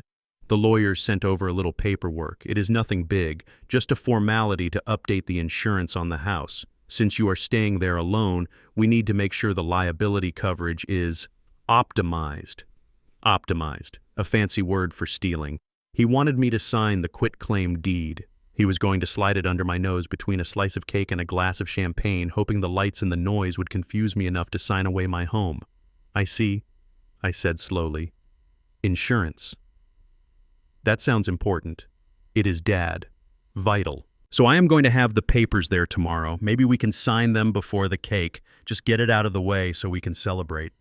I closed my eyes. The audacity was breathtaking. He was planning to evict me at his own birthday party. Before I could answer, another voice cut in. It was sharp, shrill, and closer to the phone. Brittany. She must have been listening on the other line, or maybe she grabbed the phone from him. "And Desmond?" she snapped. "Do not wear those work boots." "Brittany," I said. "I am serious," she said. "This is a black tie event. We have a reputation to maintain. The last time you came over, you looked like a janitor. These investors judge us by our family. If you show up looking like a charity case, you hurt the brand. Wear a suit, a clean one, and shave." I listened to her insults. A month ago, they would have hurt. They would have made me feel small. Today, they just felt like fuel. "I will do my best." "Brittany," I said meekly. "I don't have many suits that fit anymore. I have lost weight." "Buy one," she said. "Oh, wait, you can't. Because we are managing your money now." "Fine. Trayvon has an old suit from college in the guest closet. We will have the driver bring it over. Just try to look presentable. And don't talk to anyone about the construction business. Nobody wants to hear about pouring concrete. Just smile and nod." She was erasing me. She wanted a prop, not a person. I took a deep breath. It was time to set the hook. "I understand," I said. "I will look good. I want to look good for the presentation." "What presentation?" Trayvon asked, coming back on the line. "The presentation of my gift," I said. Trayvon laughed. "Dad, you don't have to get me a gift. We know you are liquid constrained right now. Your presence is enough." "No," I said. My voice became stronger. I dropped the senile tremor. I spoke clearly. "Trayvon, do you remember that old safe in the basement? The one behind the water heater?" There was silence on the line. "Yeah," Trayvon said slowly. "The one that was always locked. You said you lost the key years ago. I found the key." I said. I waited. 1 second, 2 seconds. What was in it? Brittany asked. Her voice was no longer sharp. It was hungry. I cleared my throat. I lowered my voice to a whisper as if I was afraid someone was listening. Your mother and I, we didn't trust banks entirely, I said. Not after the crash in 2008. We kept a reserve. A big one. How big, Trevon asked. I could practically hear him salivating. I sighed. I bought gold, son. Back in the 90s. And some land deeds in Georgia that grandfather left me. I never told anyone. Not even the IRS. Gold, Trevon breathed. I checked the value this morning. I lied. It is worth considerably more than the $800,000 you moved to the tech fund. I let that number hang in the air. More than $800,000. I could hear them moving on the other end. I could imagine the look on their faces, the greed lighting up their eyes like a slot machine hitting a jackpot. They thought they had drained the well dry, but suddenly they found a secret spring. Dad, Trevon said, his voice trembling with excitement. That is amazing. Why didn't you tell us? I forgot, I said, playing the dementia card again. I forgot until I found the key in my old jacket. But now, well, I want you to have it. For your birthday. It is too much for an old man to manage. Yes, Brittany yelled, forgetting to be cool.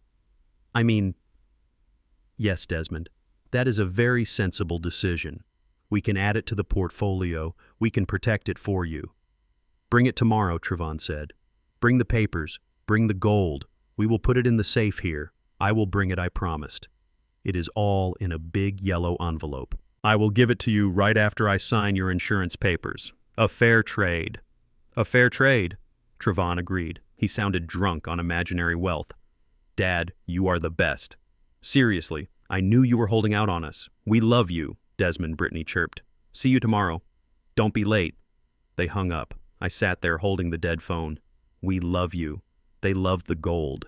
They loved the idea of another $1 million to burn on yachts and watches. They didn't give a damn about me. If I had told them I found a box of old photos, they would have told me to leave it in the trash. But because I said gold, I was suddenly the beloved patriarch again. I stood up and walked to the kitchen table. I looked at the yellow envelope. There was no gold inside. There were no land deeds. There was a copy of the forged mortgage. There was the transcript of the recording where they planned to sell my house. There was the letter from the IRS confirming the investigation into tax evasion. And there was a signed confession from the notary public, Jessica, who I had terrified into flipping on them just an hour before the call. That was the reserve. It was a reserve of justice. I picked up the envelope. It felt heavy. They wanted a gift that would change their lives. They wanted a gift that was unforgettable. I smiled. It was the first real smile I had smiled in months.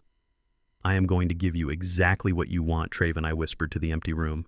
You want my legacy. You want everything I have built tomorrow night. You get it. I walked to the closet and pulled out my own suit, not the one they were sending. My suit. It was 20 years old, a charcoal gray wool that smelled of cedar and history. I brushed it off. I wasn't going to wear their costume. I was going to wear my armor. The trap was set. The bait was taken. Tomorrow the wolf steps into the snare, and the old construction worker was going to be the one pulling the wire tight. The drive to Lake Forest took an hour. It is a part of Illinois where the driveways are longer than the streets in my neighborhood.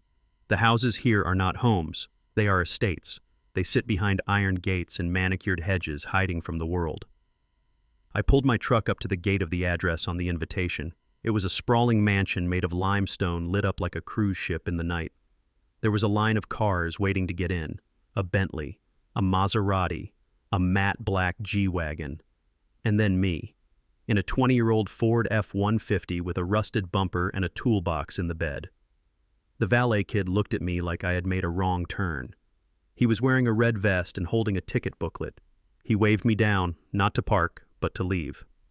Deliveries are in the back. Old-timer, he shouted over the noise of the engine. I rolled down the window. The air smelled of exhaust and expensive cologne. I am not a delivery driver, I said. I am the father of the host. The kid blinked. He looked at the truck, then at me, then back at the mansion. He smirked. A little disrespectful twitch of the lip. Right, he said. Just park it round the side. Okay? We don't want to block the view of the fountain. I didn't argue. I didn't care where the truck was parked. It wouldn't be there long. I stepped out onto the gravel. I smoothed down the front of my suit. It was charcoal gray double-breasted. I bought it for my 25th anniversary with Viola. It was a good suit, wool, sturdy, but it was cut for a different time. The lapels were a little too wide, the shoulders were a little too boxy, and it hung a little loose on me now. Stress eats away at a man's muscle faster than age does. I walked toward the front doors. They were open, spilling golden light onto the driveway. I could hear music, jazz, live jazz. A saxophone was crying out a melody that sounded like money being burned. I stepped inside. The foyer was bigger than my entire first floor. There was a chandelier hanging from the ceiling that looked like a frozen explosion of diamonds. Below it, a fountain bubbled with champagne. Not water, champagne. I stood there for a moment, letting my eyes adjust to the brilliance. The room was full of people, beautiful people.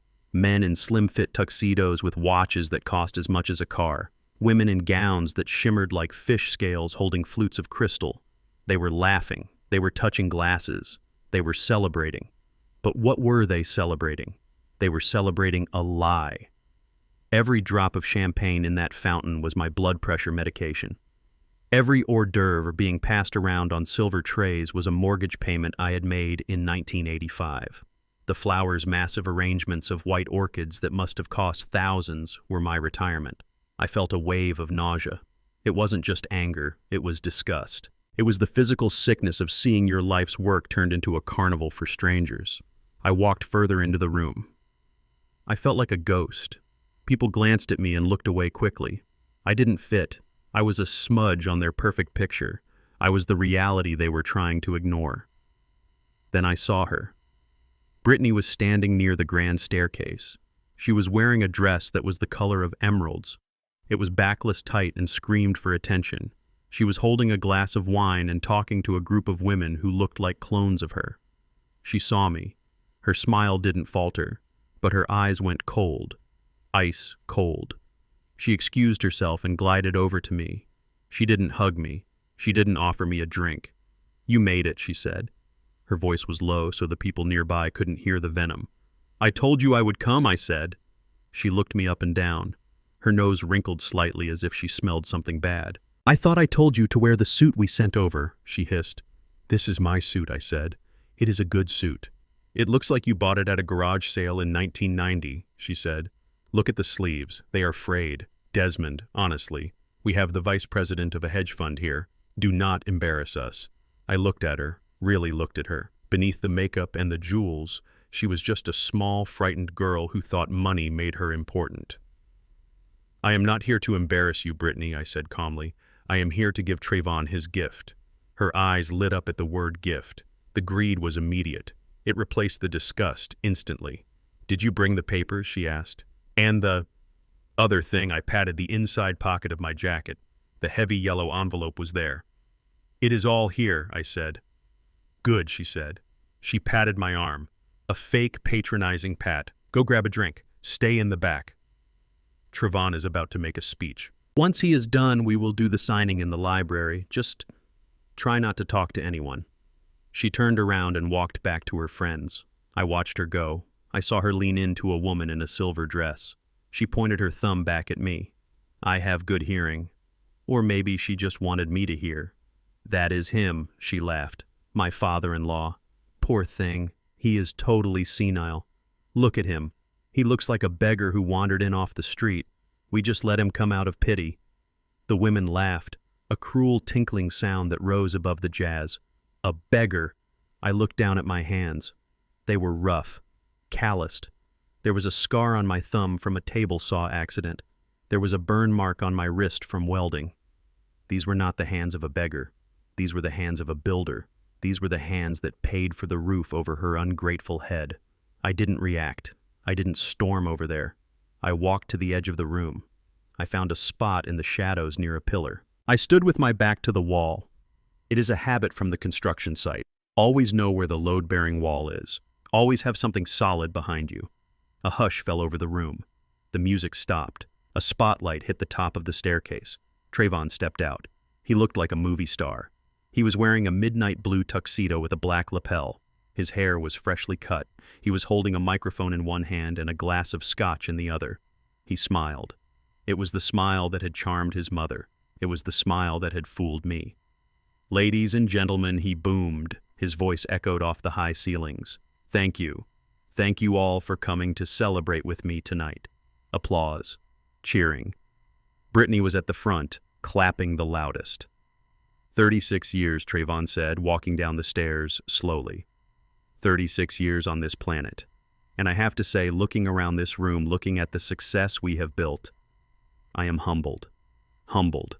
The word tasted like bile in my throat. He reached the bottom of the stairs and walked into the crowd. The spotlight followed him. "You know," he continued, "people ask me all the time, Trayvon, how did you do it? How did you build Carter Holdings from nothing? How did you create an empire in such a short time?" He paused for effect. He looked around the room, making eye contact with the wealthy strangers. "And I tell them," he said, his voice becoming serious, almost emotional, "I tell them it takes grit, it takes vision, it takes the courage to take risks when everyone else is afraid." He was talking about gambling. He was talking about betting my life savings on poker hands and crypto scams. But he called it vision. "I didn't have handouts," Trayvon lied. He looked right at the crowd, his face a mask of sincerity. "I didn't have a trust fund. I grew up on the South Side. My father was a simple laborer. He worked hard, sure. But he didn't understand the world of finance. He didn't understand leverage. A simple laborer." I tightened my grip on the envelope in my pocket. "I had to build this myself," Trayvon said, spreading his arms to encompass the room, the champagne, the lies. "I had to fight for every inch. And tonight, standing here with all of you, my partners, my friends, I can proudly say that Carter Holdings is just getting started. We have acquisitions in the pipeline that will change the landscape of this city." He was talking about selling my house, my home. That was his acquisition. "To the future," Trayvon shouted, raising his glass. "To the future," the crowd roared back. They drank, they cheered. The music started again. Louder, faster.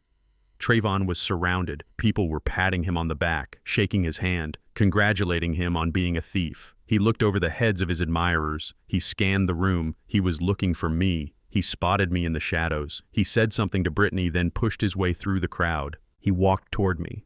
He had a bounce in his step. The bounce of a man who thinks he has gotten away with murder. "Dad," he yelled over the music. He came up to me and threw an arm around my shoulder. He smelled of expensive scotch and sweat. "You saw the speech?" he asked. "I saw it," I said. "Did you like it?" "I tried to give you a shout-out, acknowledging my roots. You called me a simple laborer," I said. Trayvon laughed. He squeezed my shoulder. "It is a narrative, Dad. People love a rags-to-riches story. It sells. Don't be sensitive." He leaned in closer. His voice dropped to a whisper. "Did you bring it?" I nodded. "Is it in the envelope?" he asked, glancing at my pocket. "It is all in there," I said. "The deeds, the papers, the key." Trayvon licked his lips. I had never seen a human being look so hungry. "Okay," he said. "Okay, perfect. Listen, I am going to make one more toast in about 10 minutes. The big finale. Then we will go to the library and sign everything." "Brittany has the notary ready," I know I said. "Jessica." Trayvon froze for a second.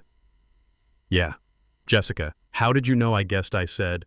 "She is Brittany's best friend, right? Trayvon relaxed. "Anyway, just hang tight. Enjoy the party. Have a shrimp or something." He patted my cheek.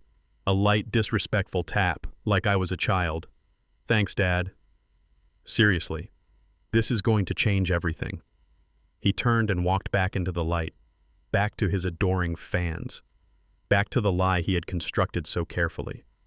I watched him go. He was right. This was going to change everything. I looked around the room one last time.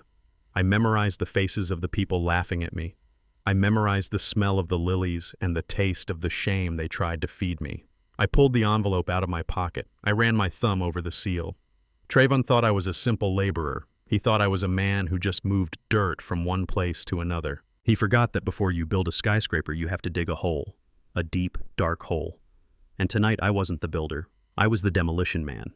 And the fuse was already lit. I stood in the shadow of a marble pillar nursing a glass of sparkling water that I had not taken a sip from. The jazz band had stopped playing. The room, which had been a cacophony of laughter and clinking crystal, settled into a hushed anticipation. The air conditioner hummed a low drone that sounded like a warning. In the center of the room, bathed in a spotlight that cut through the dim ambiance, stood my son. Trayvon looked magnificent on the surface. His midnight blue tuxedo fit him like a second skin. His teeth were white. His skin glowed with the health that only money can buy, and his posture was that of a conqueror surveying his new kingdom. But I knew the truth. I knew that the foundation of this kingdom was made of sand and stolen retirement funds. He tapped the microphone. The sound thumped through the massive speakers, vibrating in my chest. "Ladies and gentlemen," Trayvon boomed, his voice smooth and commanding. "Thank you again. But before we cut the cake, before we pop the vintage Dom Perignon that I had flown in specifically for tonight, I need to do something important. I need to acknowledge the man who started it all." He scanned the room, his eyes searching the shadows. He knew exactly where I was. He had told me to stay there, but this was part of the show. "Dad, where are you, Dad? Come on out here. Don't be shy." The crowd turned. Hundreds of eyes painted with expensive makeup and filled with judgment swept across the room. They found me. A 70-year-old man in an outdated charcoal suit standing alone by a pillar like a piece of furniture that had been forgotten during a renovation. A pathway opened up in the crowd. They moved away from me, not out of respect, but out of a desire to not be too close to the man who didn't belong. I pushed myself off the wall. My legs felt heavy but not weak. I walked slowly. I kept my head up. Brittany was standing near the stage, whispering to her friends. As I passed her, she didn't look at me. She looked at my shoes, checking to see if I had obeyed her orders. "Come on up here, Dad." Trayvon waved me over, flashing that $1,000,000 smile. "Give it up for Desmond Carter, everyone." A smattering of polite applause rippled through the room. It was the kind of applause you give to a charity case, the kind of applause that says, "Isn't it nice that they let him inside?" I climbed the 3 steps onto the raised platform. The spotlight hit me blinding and hot. For a moment, all I could see were silhouettes. I felt exposed. I felt like a specimen under a microscope. Trayvon threw his arm around my shoulder. He pulled me close. He smelled of scotch and arrogance. He was using me as a prop. I was the humble origin story that made his success look even more impressive. "Look at this man," Trayvon said into the microphone, his voice dripping with false sentimentality. "My father. A man who worked with his hands his whole life. A man who knows the value of $1, right, Dad?" He squeezed my shoulder. I didn't answer. I just stared out into the dark ocean of faces. "But here is the thing about my dad." Trayvon continued, and I heard the shift in his tone. The sentimentality was evaporating, replaced by a condescending smirk. "He is old school. He believes in burying money in the backyard. He believes that saving is better than growing." A few people chuckled. "When Mom died," Trayvon said, shaking his head theatrically, "Dad was lost. He was sitting on a nest egg that was doing nothing, just sitting there, rotting, losing value to inflation every single day. He was scared. He didn't understand the modern economy. He didn't understand that money is energy. It needs to move. He looked at me performing for the crowd, so I had to step in. I had to make the hard decision. I had to take the reins." He laughed, a sound that was meant to be charming but sounded predatory to my ears. "Dad, remember when you called me panicked about the transfer? You thought you were broke." The crowd laughed louder this time. "But I told you," Trayvon said, addressing the room now. "I told him, Dad, money just rots with you. It stagnates. You worked hard for it, sure. But you don't know how to enjoy it. You don't know how to multiply it." He turned to me, gripping my shoulder tighter, his fingers digging into the wool of my suit. "Let me spend it for you, Dad. Let me turn it into this, into connections, into power, into a legacy. Call it filial duty." Filial duty. The words hung in the air. The crowd erupted in laughter. They thought it was hilarious. The clever son taking care of the simple hoarding father. They clapped. They cheered for his theft. They toasted his betrayal. Brittany was in the front row, laughing so hard she had to hold onto her friend's arm. She pointed at me, mouthing something that looked like "poor old fool." Trayvon was beaming. He was soaking it up. He thought he had just delivered the perfect speech. He thought he had neutralized me by turning me into a joke. If everyone laughed at me, no one would believe me if I complained. It was a masterstroke of manipulation. He held the microphone out to me. Say a few words, Dad, he urged, his eyes daring me to cause a scene. Tell them how happy you are to see your son succeeding. I looked at the microphone. Then I looked at my son. He expected me to mumble. He expected me to be the stuttering, senile old man I had pretended to be for the last 2 weeks. He expected me to say thank you and shuffle off the stage so he could cut his cake. I took the microphone. My hand was steady, rock steady. I waited. I let the silence stretch out. 1 second, 5 seconds, 10 seconds. The laughter died down. The applause faded. People started to shift uncomfortably. The silence became heavy, pressing down on the room like a physical weight. Trayvon's smile faltered. He leaned in slightly. Dad, just say thank you. I ignored him. I stepped forward out of his embrace, out of his shadow. I stood alone in the center of the spotlight. I raised the microphone to my lips. My voice when I spoke was not the raspy whisper of a defeated pensioner. It was the deep, resonant baritone of a foreman who had commanded crews of 200 men on construction sites where a single mistake meant death. You are right, Trayvon, I said. My voice filled the room, bouncing off the vaulted ceilings. You are absolutely right. I am old. I come from a different time. A time when a man's word was his bond. A time when you built things brick by brick, not by clicking a mouse or forging a signature. The room went deathly quiet. I saw Brittany stop laughing. She straightened up, her eyes narrowing. I looked at the crowd. I looked them in the eye, sweeping my gaze from left to right. My son says money rots with me. I continued, my voice calm but cutting like a diamond saw. He says I don't know how to use it. He calls it filial duty to take what isn't his, to leverage the home I built with these hands to fund a lifestyle he hasn't earned. Trayvon stepped forward, his face flushing red. Dad, okay, that is enough. I turned on him. I didn't shout. I just looked at him with such intensity that he actually took a step back. I am not finished, I said, and the authority in my voice froze him in place. I turned back to the crowd. He asked me for a gift tonight. He invited me here to sign some papers. He thinks I am here to sign away the last thing I own. He thinks I am here to give him the final piece of his empire. I reached into my inside pocket. The sound of the paper envelope sliding against the wool of my jacket was magnified by the microphone. It sounded like a sword being drawn from a sheath. I pulled out the yellow envelope. It was battered.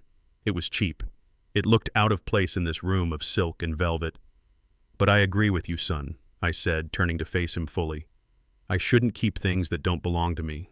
I shouldn't hold on to things that I cannot manage. I held the envelope out. So today I am returning to you exactly what you deserve. I am giving you the fruits of your labor. I am giving you the consequences of your vision. Trayvon looked at the envelope. He looked at me. He looked at the crowd. He was confused. He was expecting a deed. He was expecting a check. He saw the smile on my face, and for a second his greed took over. He thought I was capitulating. He thought I was giving him the imaginary gold I had lied about on the phone. He reached out. His hand was shaking slightly. Take it, Trayvon, I said softly, so only he in the first row could hear. It is the most expensive gift I have ever given you. It cost me my house. It cost me my retirement. It cost me my son. He grabbed the envelope. Open it, I commanded into the microphone. Open it! Someone in the crowd shouted, thinking it was part of the show. Trayvon tore open the yellow flap. He pulled out the stack of papers. The first page wasn't a check. It was a document with the seal of the Department of Justice. I watched his face. I watched the color drain out of it faster than water from a broken pipe. I watched his knees buckle slightly. He looked up at me. The arrogance was gone. The movie star was gone. All that was left was a terrified child.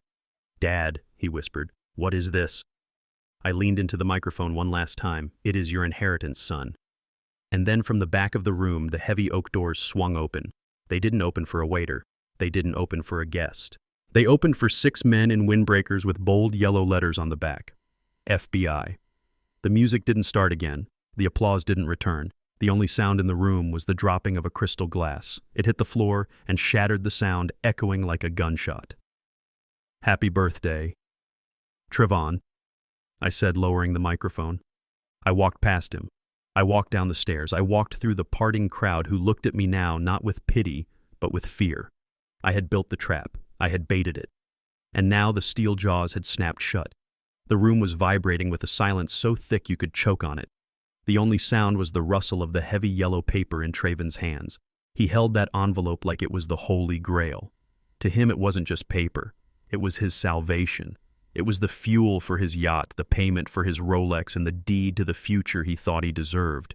I watched him. I stood just 3 feet away, close enough to smell the fear sweating out of his pores beneath the expensive cologne. Brittany had edged closer, her eyes locked on the package, her lips parted in greedy anticipation. She looked like a cat watching a bird cage being opened. "Go on, son," I said into the microphone, my voice steady and amplified, reaching every corner of the ballroom. "Open it. Read it to your guests. A gift this big shouldn't be kept secret." Trayvon smiled nervously at the crowd. He ran a finger under the flap of the envelope. He tore it open. The sound was a sharp rip that echoed like fabric tearing. He reached inside. I could see the excitement in his fingers. He was expecting the heavy textured feel of a property deed. He was expecting the smooth, cool slide of a cashier's check. He pulled out the stack of documents. They were stark white, standard letter size, no gold leaf, no ribbons, just cold, hard legal paperwork stapled in the corners.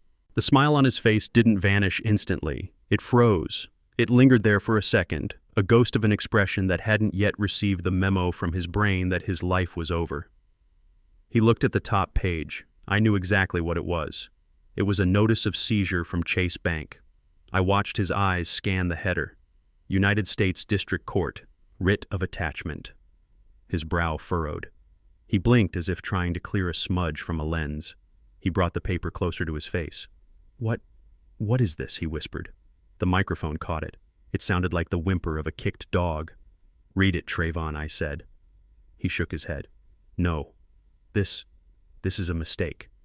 Dad, this says..." He couldn't finish the sentence. "It says that all assets held in the name of Carter Holdings have been frozen pending a federal investigation," I finished for him. My voice was calm, informative, like I was reading the weather report. Brittany gasped. She snatched the paper from his hand. Her sharp nails crinkled the edge. She read it furiously, her eyes darting back and forth. "Frozen," she screeched. "What do you mean, frozen? We have transfers pending. We have the yacht deposit." I pointed to the second document in Trayvon's hand. "Read the next one," I said. Trayvon looked down. His hand was trembling now. The paper shook like a leaf in a storm. It was a letter on thick government bond paper. The logo at the top was an eagle. Internal Revenue Service. Criminal Investigation Division. Trayvon's face went the color of ash. He looked up at me, and for the first time I saw true terror. Not the fear of being embarrassed, the fear of a man who sees the cage door slamming shut. "Tax evasion," I said to the room. "Failure to report income. Money laundering. You see, son, when you move $800,000 into a shell company and don't declare it, the government takes that personally."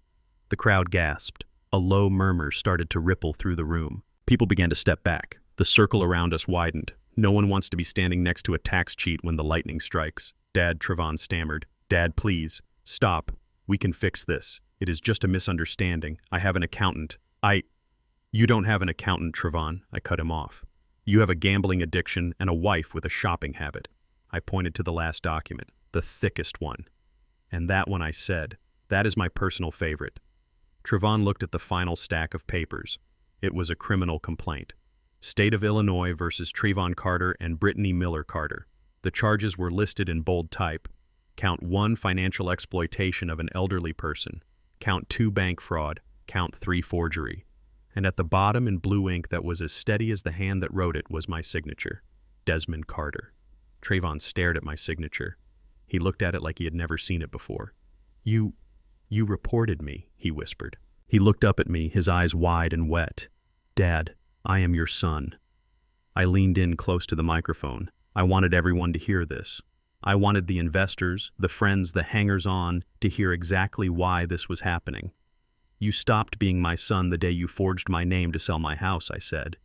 "You stopped being my son the day you looked at me and saw a walking ATM instead of a father. You wanted to manage my affairs? Well, I am letting you manage this." Brittany threw the papers on the floor. "This is insane," she yelled, her voice shrill and panicked. She turned to the crowd, flashing a desperate fake smile. "He is senile. Can't you see? He doesn't know what he is doing. He printed these off the internet. It is a prank. A sick, twisted prank." She looked around for support, but the faces in the crowd were stony. These were business people. They knew what a federal indictment looked like. and they knew what a sinking ship looked like. "Security!" Brittany screamed. "Get him out of here! He is ruining the party." But the security guards didn't move. They were looking at the back of the room. Trayvon dropped the papers. They fluttered to the floor, landing on top of the Persian rug he was so proud of. He looked at the wreckage of his life scattered at his feet. Why, he choked out. "Why didn't you just tell me? Why didn't you just ask for the money back?" "I did," I said. "I asked you in your apartment. I begged you. I told you I wanted peace. And you threatened to put me in a nursing home. You threatened to lock me away so you could buy a boat." I stepped closer to him. "You wanted a lesson in finance, Trayvon. Here it is. It is called a penalty. And the interest rate on betrayal is 100%. Trayvon fell to his knees. He didn't collapse gracefully. He just crumpled like a suit with no man inside it.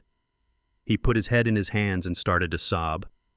It was a pathetic, broken sound that was amplified by the microphone I was still holding. Brittany was still screaming, trying to grab the papers, trying to tear them up as if destroying the copies would make the crimes disappear. "Stop it! Stop looking at us!" she shrieked at the guests. I looked down at my son. I felt a pang of phantom pain in my chest. This was the boy I had taught to catch a baseball. This was the boy I had held when he had nightmares. But that boy was gone. He had been consumed by the monster kneeling before me. I looked at the envelope still in my other hand. There was one thing left inside, a small silver key. I tossed it onto the floor next to him. It bounced with a tiny metallic ting. "That is the key to the safe," I said softly. Trayvon looked up, hope flickering in his eyes for a split second. "It is empty," I said, "just like your soul." I turned away from him. I felt light. The weight I had been carrying for months, the shame, the fear, the uncertainty, it was all gone. I had transferred it to him. I looked at the crowd. "The show is over," I said. "I suggest you all leave, unless you want to be interviewed as witnesses." That broke the spell. The crowd began to move, a sudden rush of silk and tuxedos heading for the exits. They scattered like cockroaches when the light turns on. But they weren't fast enough, because the doors didn't open for them. The doors opened for the men waiting outside. I heard the sirens then. They had been silent until now. But now they wailed, cutting through the night air. Blue and red lights began to flash against the high windows, painting the ballroom in the colors of justice. I walked down the steps of the stage. I didn't look back at my son on his knees. I didn't look back at his wife screaming at the air. I walked toward the bar. I picked up a glass of water. My throat was dry. It was done. The envelope was delivered. The message was received. And the bill had finally come due. The silence in the ballroom was absolute. It was the kind of silence that usually happens right after a car crash before the screaming starts. Trayvon stood there clutching the papers, his face draining of color until he looked like a ghost in a tuxedo. The expensive paper crinkled in his shaking hands, a sound that seemed deafening in the quiet room. "Dad," he whispered, and his voice cracked like dry wood. "What is this?" I looked at him. I looked at the man who had been my pride and joy, the boy I had carried on my shoulders, the son I had taught to be a man. But that son was gone. The man standing in front of me was a stranger who had tried to sell my home to buy a boat. I leaned into the microphone. My voice was calm. It was the calm of a judge delivering a verdict. "That is your birthday gift, Trayvon," I said. My voice echoed off the vaulted ceilings, reaching every corner of the room, every guest who had been drinking his champagne and laughing at his jokes. "You wanted a legacy. You wanted to build an empire. Well, I have given you the foundation for your next 20 years. Trayvon looked up at me. His eyes were wide, filled with a terror that was finally real. He shook his head, a small, jerky motion of denial. "No," he breathed. "No, Dad. You can't." "It is 20 years in federal prison, son," I said, and I made sure every syllable was clear. 20 years for bank fraud, 20 years for tax evasion, 20 years for forging your father's signature to steal the roof over his head. A gasp went through the crowd. It started in the front row and rippled back like a wave. People began to back away. They put down their glasses. They stepped away from Trayvon as if he was contagious. In their world, being broke was bad, but being under federal indictment was a plague. Brittany was the first to move. She didn't move to comfort her husband. She didn't move to ask for mercy. She moved like a cornered animal. She lunged at Trayvon. Her nails, manicured to sharp points, dug into his arm as she snatched the papers from his hand. "Give me that!" she shrieked. Her voice was high and thin, piercing the air. "It is a lie. It is all a lie. He is senile. He printed these off the internet." She started tearing the papers. She ripped the writ of seizure in half. She shredded the tax evasion notice. She threw the pieces into the air like confetti at a funeral. "Look," she yelled at the crowd, her eyes wild and desperate. "It is nothing. Just paper, just a crazy old man's prank. Everyone drink. Why aren't you drinking?" But no one was drinking. They were watching her unravel. They were watching the facade of the perfect wealthy couple crumble into dust right before their eyes. I watched her tear the papers. I didn't stop her. I didn't need to. "Brittany," I said, my voice cutting through her hysteria. "Tearing up the copies doesn't delete the file on the FBI server." She froze. She looked at me, her chest heaving, pieces of paper still clutched in her hands. "You did this," she hissed. "You ruined everything. We were going to be rich. We were going to take care of you." "Take care of me?" I asked. "By putting me in a state home. By selling my house while I was still sleeping in it." I stepped off the small stage. I walked right up to them. I wanted to look them in the eye one last time before the handcuffs went on. "You didn't want to take care of me, Brittany. You wanted to bury me. You thought I was weak. You thought because I work with my hands I don't have a brain. You thought because I am old I don't have teeth." I looked at Trayvon. He had sunk to his knees. He was staring at the scattered pieces of paper on the floor, weeping silently. "You forgot one thing, son," I said softly. "I am the one who taught you how to walk, and I am the one who has to teach you how to fall." Trayvon looked up at me. Tears were streaming down his face, ruining his makeup, dripping onto his silk lapel. "Dad, please," he begged. "Call them off. I will pay it back. I swear. We can sell the car. We can sell the jewelry. Just don't let them take me." "It is too late for that," I said. "The check has already bounced, Trayvon. The account is closed." Brittany grabbed my arm. Her grip was painful, desperate. "Desmond, listen to me," she pleaded, changing tactics instantly. She tried to smile, but it looked like a grimace. "We are family. You can't send your own family to jail. What will people say? Think about the family name." "The family name," I repeated. "My father's name. My name. The name you dragged through the mud to get a loan from a shark." I pulled my arm away from her. I brushed off the sleeve of my suit where she had touched me. "I am protecting the family name, Brittany. I am making sure it doesn't stand for theft." And then the sound came. It started as a low wail in the distance, rising and falling like a mournful cry. Then another joined it, and another. Within seconds, the air outside the mansion was filled with a cacophony of sirens. Blue and red lights began to flash through the tall windows. They swept across the ballroom, painting the terrified guests in strobes of color. The crystal chandelier sparkled with the reflection of the police lights. The party was over. The heavy oak doors at the back of the room burst open. But it wasn't a guest arriving late. It wasn't a caterer with more champagne. It was a team of agents in blue windbreakers. On their backs in bright yellow letters was the acronym that ends all arguments, FBI. "Everyone," freeze, a voice shouted. The crowd screamed. People dropped to the floor or pressed themselves against the walls. The jazz band knocked over a music stand in their haste to get away. Trayvon didn't move. He stayed on his knees, head bowed, defeated. Brittany screamed, "No, no, my dress." Two agents moved toward them. They moved with efficiency and purpose. They didn't care about the silk rug or the expensive flowers. They marched right through the center of the room. Trayvon Carter, an agent, barked, "You are under arrest." Trayvon stood up slowly. He held his hands out. He didn't fight. He looked at me one last time as the agent snapped the metal cuffs onto his wrists. "Dad," he whispered. I didn't answer. I couldn't. Brittany fought. She kicked and screamed as a female agent cuffed her. She yelled that she knew senators, that she would sue them all. But the steel cuffs didn't care who she knew. They dragged them out, past the fountain of champagne, past the table of untouched food, past the guests who were now filming everything on their phones. I stood alone in the center of the room. The microphone lay on the floor where I had dropped it. A young agent walked up to me. "Mr. Carter," he asked. I nodded. "We have the perimeter secured. Your statement is already on file. You are free to go, sir." "Thank you," I said. I looked around the empty ballroom. The lights were still flashing outside. The party favors were scattered on the floor. It looked like a battlefield, and in a way it was. I had fought a war here tonight. A war for my dignity, a war for my home. I had won. But as I walked toward the exit, my heavy boots echoing on the marble floor, I didn't feel like a victor. I felt like a survivor. I walked out into the cool night air. The valet kid was standing there, mouth open, watching the police cars speed away with my son in the back seat.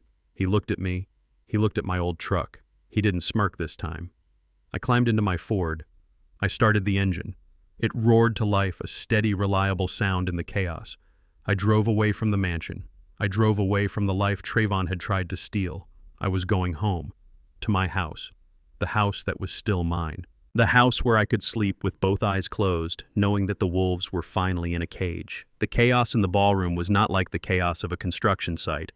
On a job site, when something goes wrong, there is shouting and movement, but there is a purpose to it. Men run to fix the problem. Men run to save lives. But here in this palace of limestone and lies, the chaos was pure panic. It was the frantic scrambling of rats when the ship starts to list. The agents moved through the crowd like a blue wave. They were professional. They were efficient. They did not care about the vintage champagne or the silk dresses. They pushed past the hedge fund managers and the socialites who were pressing themselves against the walls, trying to make themselves invisible. I stood still. I was the eye of the storm. Then I saw him. Marcus walked through the heavy oak doors, flanked by 2 uniformed officers and the special agent in charge. Marcus was not wearing a windbreaker. He was wearing his Sunday suit. He held a thick file folder under his arm. He looked at me across the room and gave a single slow nod. It was the nod of a man who had done his job. The audit was complete. The ledger was balanced. Trayvon was still on his knees when the first agent reached him. My son looked up. His face was streaked with tears and snot. The arrogance that had defined him for the last 5 years had evaporated, leaving behind a terrified child who didn't understand why the world was hurting him. "Stand up, Mr. Carter," the agent ordered. His voice was flat, no emotion, just the law. Trayvon tried to stand, but his legs wouldn't work. He stumbled. The agent grabbed him by the arm of his expensive tuxedo and hauled him upright. "Turn around, hands behind your back." "No," Trayvon whimpered. It was a small, pathetic sound. "No, please. I can explain. My father, he will tell you. Dad, tell them." He looked at me. His eyes were wide and desperate, searching for a lifeline. The agent didn't wait for me to speak. He spun Trayvon around. He pulled his wrists together. Click, click. The sound of the handcuffs ratcheting shut was louder to me than the sirens outside. It was a sound of finality. It was the sound of a steel door slamming on a life that could have been different. Across the room, Brittany was putting up a fight. She wasn't begging. She was screaming. She was scratching at the female agent who was trying to restrain her. "Get your hands off me," she shrieked. "Do you know who I am? My husband is the CEO of Carter Holdings. You will all be fired. I will sue you for every penny you have." Brittany, the agent said, calm but firm. "You are under arrest for conspiracy to commit bank fraud and money laundering. You have the right to remain silent." "I am not silent," Brittany yelled, spitting in the agent's face. "It wasn't me. It was him. It was Trayvon. He made me do it. He told me the money was his. I didn't know anything. I am a victim here." I watched her turn on him. I watched the love of his life throw him under the bus before the engine had even started. Trayvon heard her. He twisted his head around, his eyes filled with a fresh, new kind of pain. "Britt," he choked out, "how can you say that? We planned it together.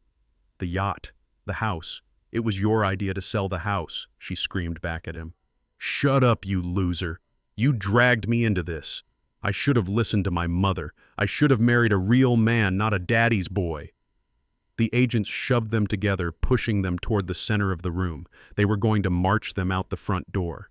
As they passed me, Trayvon dug his heels into the marble floor. He fought against the grip of the agents. He twisted his body so he could face me. "Dad," he screamed. And this time, it wasn't a whimper. It was a guttural roar of betrayal. "Dad, what are you doing? I am your son. I am your blood. How can you do this to me?" He stopped, struggling for a second, just hanging there in the grip of the agents, panting heavily. "You are supposed to protect me," he sobbed. "You are my father. Fathers protect their sons. You are sending me to hell, Dad." "Why?" I looked at him. I looked at the man in the handcuffs, and then I looked past him to the ghost of the little boy who used to wait for me on the porch when I came home from work. I stepped closer. The agents tensed, ready to hold me back, but Marcus stepped forward and raised a hand, signaling them to let me speak. I stood toe to toe with my son. I could smell the fear on him. I looked him straight in the eye. I did not blink. I did not look away. "You are right, Trayvon," I said. My voice was low, but in the sudden silence of the room it carried like a bell. "I am your father. And for 35 years I thought being a father meant protecting you from the rain. I thought it meant giving you the things I never had. When you crashed your first car, I paid for it. When you failed college, the first time I paid for it. When you needed money for your first business, I gave it to you." Trayvon stared at me, tears dripping off his chin. "I thought I was loving you," I continued. "But I was wrong. I wasn't loving you, son. I was crippling you. I was teaching you that actions don't have consequences. I was teaching you that no matter how big of a mess you made, someone else would always clean it up." I pointed to the handcuffs on his wrists, the cold silver metal glinting under the chandelier.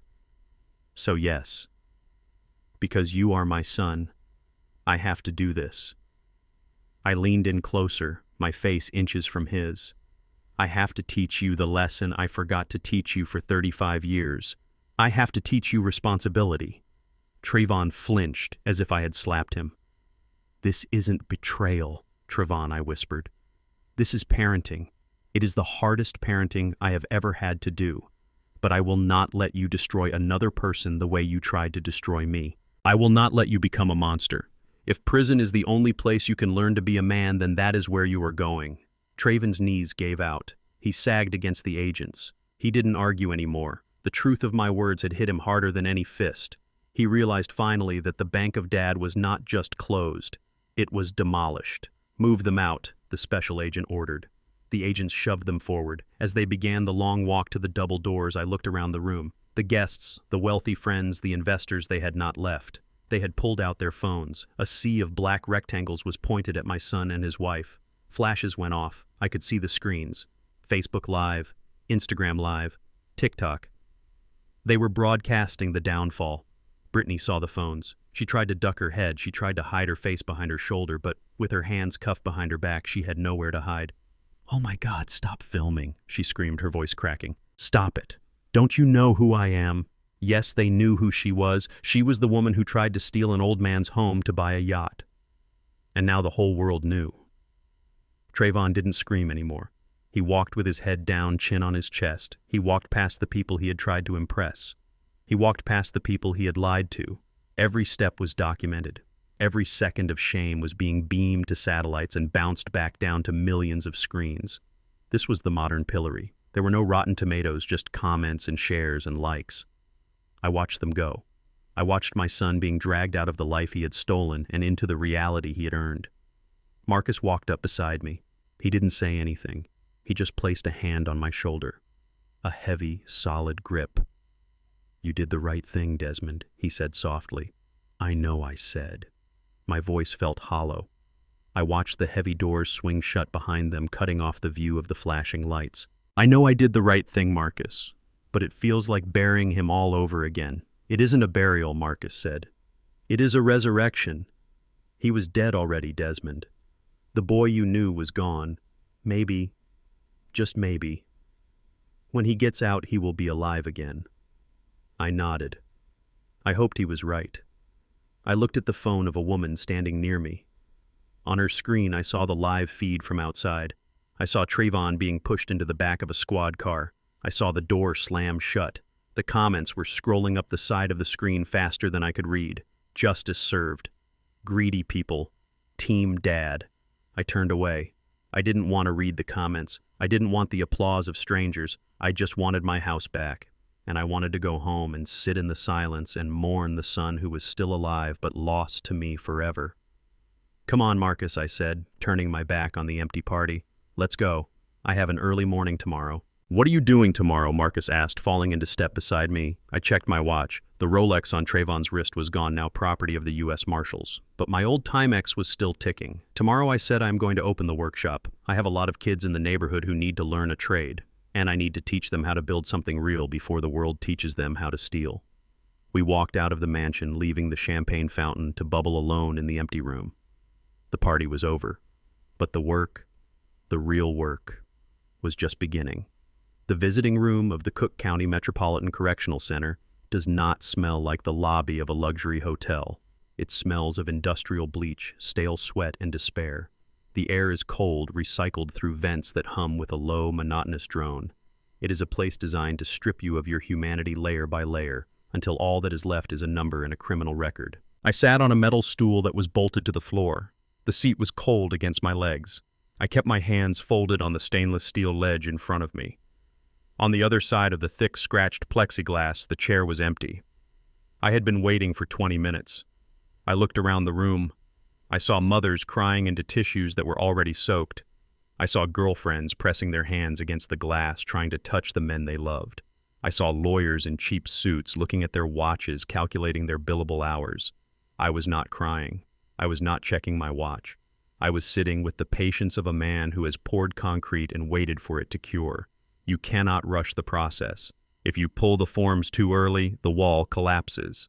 The heavy steel door on the other side buzzed. A guard stepped in, followed by a man in an orange jumpsuit. It took me a second to recognize him. It had only been 7 days, 1 week. But the man who shuffled toward the glass looked 20 years older than the man who had stood on the stage in a tuxedo. Trayvon's hair was matted. His face was covered in patchy stubble. His eyes, usually bright with arrogance, were red-rimmed and sunken. He wasn't walking with the swagger of a CEO anymore. He was walking with the slump of a man who has been broken. He sat down. He didn't look at me. He looked at the handcuffs chained to the metal loop on the table. He picked up the black phone receiver. His hand was shaking so badly he almost dropped it. I picked up mine. "Dad," he rasped. His voice sounded like it had been shredded by screaming. "Hello, Trayvon," I said. He looked up then, and when our eyes met, he broke. "Get me out of here," he sobbed. He didn't say hello. He didn't ask how I was. He just launched straight into the begging. "Dad, please, you have to post bail. The judge set it at $200,000. You can mortgage the house. I know you didn't sell it. You can leverage it. Please. I can't stay here." The guy in the cell next to me screams all night. "The food is rotten. I am going to die in here." I listened to him. I watched the tears roll down his face and splash onto his orange chest. I leaned forward.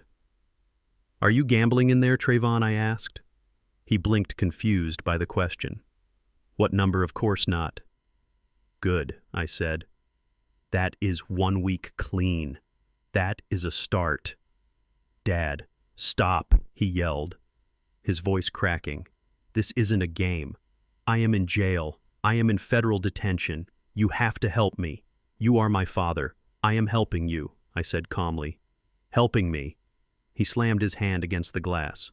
A guard stepped forward, hand on his baton. Trayvon flinched and pulled his hand back. "You call this helping? You put me here. You ruined my life." "I didn't ruin your life, son," I said. I interrupted the demolition. "You were the one swinging the wrecking ball." Trayvon wiped his nose on his sleeve. He looked around nervously, then lowered his voice. "It wasn't me, Dad. It was Brittany." I stared at him. "She made me do it," he whispered, his eyes wide and desperate. "She is the one who wanted the yacht. She is the one who wanted the penthouse. She told me I was a loser if I didn't provide for her. She threatened to leave me, Dad. She manipulated me. She is a witch. I was just trying to make her happy." I felt a cold disgust rise in my chest. It wasn't anger, it was disappointment, deep, crushing disappointment. "So now it is her fault?" I asked. "Yes," Trayvon nodded vigorously. "She is the mastermind. I am just a victim. If you get me out, I will testify against her. I will tell them everything. Just get me out, Dad. I promise I will pay you back. I have a new idea for a business." I hung up the phone. Trayvon froze. He tapped on the glass. "Dad, Dad." I sat there for a moment looking at him. He was mouthing the words. "Pick up the phone. Pick up the phone." I picked it up again. "Don't you ever lie to me again," I said. My voice was like granite. Trayvon recoiled. "You signed the papers, Trayvon. You forged my signature. You walked into that bank. You logged into the gambling sites. Brittany didn't hold a gun to your head. She just held up a mirror and you liked what you saw. You liked the reflection of a big shot. But she He started to argue. She is in the women's wing. I cut him off. And do you know what she is telling her lawyer right now?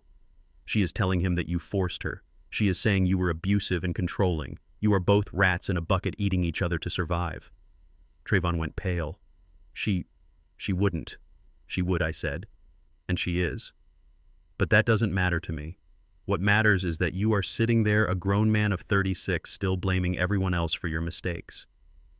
I took a breath. This was the hardest part. This was the part where I had to cut off the limb to save the body. I am not posting bail, Trayvon. Trayvon stared at me. His mouth opened and closed, but no sound came out. The house stays free and clear, I said. I am not risking the roof over my head again. Not for you, not for anyone. Dad, no, he whispered. You can't leave me here. The trial isn't for 6 months. 6 months, Dad. Then you have 6 months to think, I said. Think about what he cried. Think about the man you want to be, I said. Because the man you were outside, the man who stole from his father, the man who bought a Rolex while his father split pills, that man needs to die, Trayvon. And this place, this concrete box, this is the only place that can kill him. I stood up. Dad, wait, Trayvon yelled. He stood up too, rattling the chain on his cuffs. Don't go. I am sorry. I am sorry about the money. I am sorry about the house. Just don't leave me. I looked at him through the glass.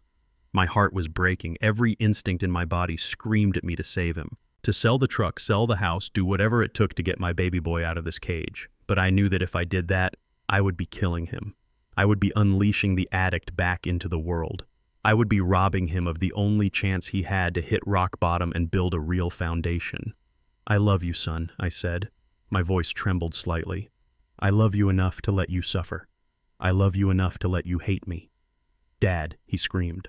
I turned around. I walked toward the heavy steel door. I could hear him screaming my name. Dad, Dad. Come back. Other visitors looked at me, some with pity, some with judgment. They saw a cold old man abandoning his son. They didn't see the truth. They didn't see the surgery. I pushed the door open. The buzzer sounded loud and harsh. I walked out into the hallway. The screaming stopped as the door clicked shut behind me. The silence rushed back in heavy and suffocating.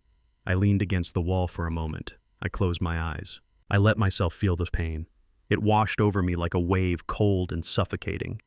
I felt the tears finally prick at the corners of my eyes. But I didn't turn back. I straightened my coat. I adjusted my hat. My son was alone now, truly alone for the first time in his life. He had no money. He had no wife to hide behind. He had no father to bail him out. He had nothing but 4 walls and the truth. And that was the only place where redemption could start. I walked out of the prison and into the parking lot. The sun was shining. It was a bright, brutal light that exposed everything. I got into my truck. I didn't start it right away. I sat there and looked at the gray fortress of the detention center. Sleep well, Trayvon, I whispered. I put the truck in gear and drove away. I had a workshop to open. I had wood to sand. I had things to build. My son's reconstruction project had begun, and the first step was demolition. The week after the arrest was a blur of lawyers' suits and paperwork, but it was not the kind of paperwork that drowns you. It was the kind of paperwork that sets you free.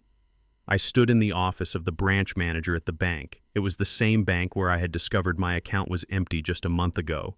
It was the same manager, Ms. Henderson, sitting behind the desk. But this time, she wasn't looking at me with pity. She was looking at me with respect and a little bit of fear. Mr. Carter, she said, pushing a document across the mahogany desk. Our legal department has reviewed the affidavit from the notary and the forensic report on the signature. I looked at the document. It was a release of Leanne. She continued, her voice professional and crisp. We have determined that the mortgage taken out on your property at 43rd Street was executed fraudulently. The bank is rescinding its claim on the title. Your home is yours, Mr. Carter, free and clear. I picked up the pen. My hand didn't shake. I signed my name, the real signature, the one that meant something. When I walked out of that bank, I felt lighter. The invisible weight that had been crushing my chest for weeks, the fear of waking up to a sheriff's eviction notice, was gone. I drove to my house. I parked my truck in the driveway. I walked up to the porch and touched the brick. It was cold and rough and solid. It was mine again. But the victory was not complete. I had my house, but my retirement account was still a wasteland. $12.45. You cannot live on $12. You cannot buy heart medication on $12. I had to go back to the scene of the crime. The judge had granted me temporary control over the assets seized from Trayvon and Brittany to pay restitution.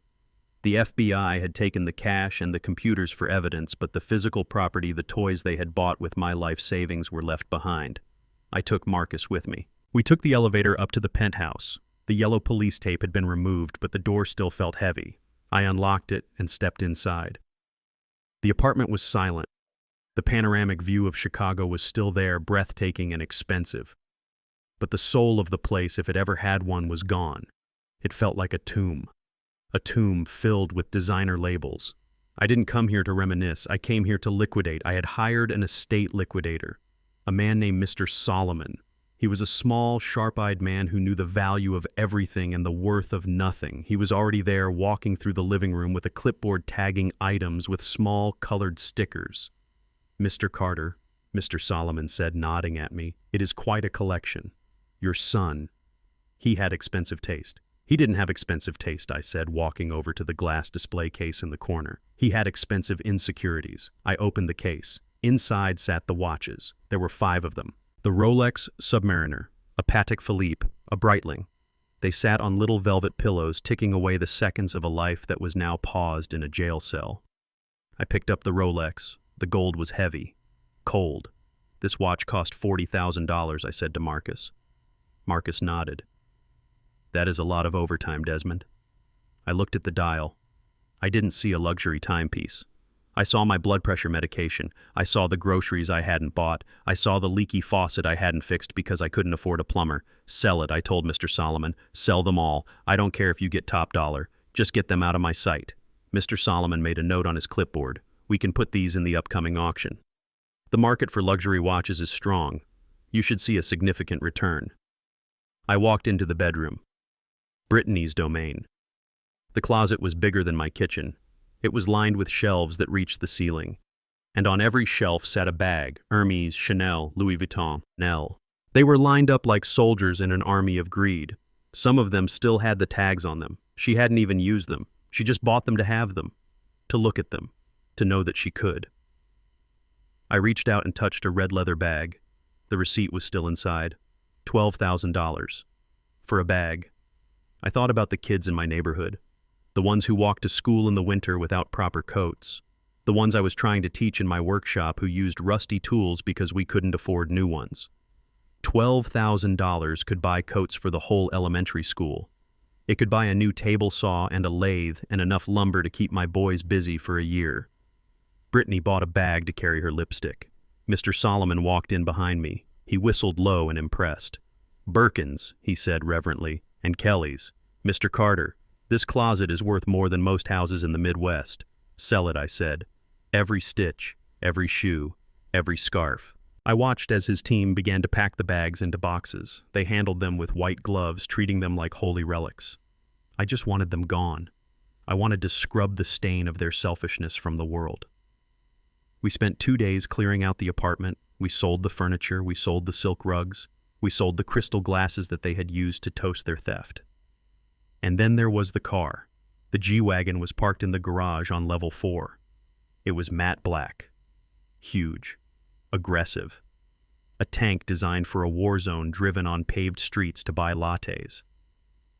I stood there while the tow truck driver hooked it up. "You selling this, boss?" the driver asked, looking at the beast. "I am," I said. "Shame," he said. "It is a hell of a ride." "It is not a ride," I said. "It is a hearse." I watched it roll away. I didn't feel a pang of regret. I didn't feel a sense of loss. I felt like I was watching a tumor being cut out. A week later, I sat in Mr. Solomon's office. He had a check on his desk. "The auction went well, Mr. Carter," he said, smiling. "Better than expected, actually. The story, well, the news coverage of the arrest actually drove up the prices. People like owning a piece of a scandal." He slid the check across the desk. I looked at the number. $312,000. I stared at it. My life savings had been $800,000. I was still down nearly $500,000. $500,000 of sweat and early mornings and missed holidays. $500,000 that was supposed to be my cushion against the world. It was gone, burned up in depreciation, lost to fees, eaten by the reckless spending that happens when you didn't earn the money you are spending. I picked up the check. "Is it enough?" Desmond Marcus asked gently. He had been with me every step of the way. I looked at the check again. $300,000. It wasn't a fortune. It wouldn't buy a yacht. It wouldn't buy a penthouse. But it would buy groceries. It would buy my medicine. It would pay the property taxes on the house on 43rd Street for the rest of my life. It was enough. "It is enough, Marcus," I said. "It is enough to live, and it is enough to sleep at night." I folded the check and put it in my pocket. It felt lighter than the envelope I had given Trayvon, but it felt more real. We walked out of the office into the Chicago afternoon. The wind was blowing off the lake, crisp and clean. "I lost a lot, Marcus," I said as we walked to my truck. "I paid a $500,000 tuition fee." "Tuition for what?" Marcus asked. "Tuition to learn the truth," I said. "To learn that you can't buy loyalty. To learn that you can't build a future for your children if you don't teach them how to build it themselves." I got into my truck. The seat was worn. The engine rattled when I turned the key. It wasn't a G-Wagon. It wasn't a luxury ride. But it was mine. I drove to the bank and deposited the check. I watched the teller type in the numbers. The balance on the screen changed, from $12 to $312,012. I didn't smile. I didn't celebrate. I just nodded. I walked out of the bank. I had taken back what I could. I had salvaged the wreckage. My son was in a cell. My money was half gone. My heart was scarred, but I was still standing. I was Desmond Carter. I was a builder. And a builder knows that sometimes you have to tear a structure down to the studs to fix the rot. I had torn it down. The debris was cleared. Now it was time to rebuild. Not a fortune, but a life. A quiet, honest life. I drove home. I pulled into the driveway. The sun was setting, casting long shadows across the brick front of my house. I sat on the porch for a long time watching the streetlights come on. I was poorer than I was a month ago, but I was richer too. I had my dignity back, and that, as I had told Trayvon, is something you cannot put a price tag on. The smell of sawdust is the most honest smell in the world. It smells like potential. It smells like the forest and hard work and the simple truth that if you cut a board too short, no amount of talking will make it grow back. You cannot lie to wood. You cannot scam a level. Gravity and geometry are the only laws that matter in my workshop, and they are strict judges. 6 months have passed since the flashing lights reflected off the crystal chandelier at that mansion in Lake Forest. 6 months since I watched my son walk out of my life in handcuffs. The seasons have changed. The brutal Chicago winter has melted away, leaving behind the wet gray promise of spring. And just like the city, I am thawing out too. I converted my 2-car garage into a classroom. I used some of the money from the auction, the money that used to be a G-Wagon and a closet full of Birkin bags, to buy 6 sturdy workbenches. I bought chisels, hand-planed saws, and enough clamps to hold a skyscraper together. I didn't open this shop for money. I opened it for the ghosts. I look around the garage. It is Saturday morning. The air is filled with the sound of sandpaper on pine. 6 boys ranging from 14 to 17 years old are bent over their projects. They are boys from the neighborhood. Boys who look like Trayvon did at that age. Skinny, restless, eyes darting around looking for a shortcut. Jamal, a 16-year-old with a chip on his shoulder the size of a cinder block, throws his sanding block down. "This takes too long." "Mr. Carter," he complains, "why can't we use the electric sander?" I walk over to his bench. I pick up the piece of wood. It is a simple leg for a stool. It is still rough in places. "Because the machine is fast, Jamal, but it is dumb," I say. "The machine doesn't feel the grain. The machine doesn't know when to stop. If you use the machine before you know the wood, you will ruin it." Jamal rolls his eyes. It is the same eye roll Trayvon used to give me. The same impatience. The same desire to get to the finish line without running the race. My heart tightens a phantom pain, but I push it down. I am not raising Jamal. I am teaching him. There is a difference. "Pick up the block, son," I say firmly. "You don't get the power tools until you earn the hand tools. That is the rule. If you don't like it, the door is open." Jamal looks at the door. He looks at me. He sees that I am not moving. He picks up the block. He starts sanding again. I watch him. I am teaching them what I failed to teach my own son. I am teaching them that the value of a thing comes from the sweat you put into it, not the price tag you put on it. The program grew faster than I expected. The mothers in the neighborhood started whispering. They said there was an old man on 43rd Street who was taking the wild boys off the corners and putting hammers in their hands. They started bringing me pies. They started bringing me their sons. We outgrew the garage quickly. We moved the weekend classes to the basement of the Southside Community Center. It is a big, echoing space with concrete floors and high windows that let in the dusty afternoon light. That is where I met Clara. Clara runs the food pantry down the hall. She is a woman of about 65 with skin the color of deep mahogany and hair that she wears in silver braids piled high on her head. She moves with a quiet efficiency, the kind of woman who has carried heavy burdens all her life but never complains about the weight. The first time we spoke, I was struggling to carry a stack of lumber through the back door. She didn't ask if I needed help. She just grabbed the other end of the stack. "Pivot," she said. We maneuvered the wood into the room without a word. When we set it down, she wiped her hands on her apron and looked at me. "You are the carpenter," she said. "The one everyone is talking about." "I am just a retired man trying to keep busy," I said. She smiled. It was a slow, warm smile that made her eyes crinkle at the corners. "You are the one whose son made the news," she said. I stiffened. I was used to the judgment. I was used to people looking at me and wondering how a decent man raised a criminal. "Yes," I said defensively. "That is me." Clara didn't flinch. She didn't look away. "My youngest is in Stateville," she said softly. 5 years for distribution. The air between us changed. The tension evaporated. We weren't strangers anymore. We were members of the same club. The club of parents who did their best and still lost the war. "I am sorry," I said. "Don't be," she said. "He made his choices. I made mine. My choice is to feed people. Your choice is to teach them. We are just cleaning up the mess, Desmond. One board and one can of soup at a time." Since then, Clara has become a friend, a real friend, not a business partner, not a social climber, just a woman who brings me a thermos of coffee on Saturday mornings because she knows I forget to make it. Today, after the boys clean up the sawdust and head home, Clara walks into the workshop.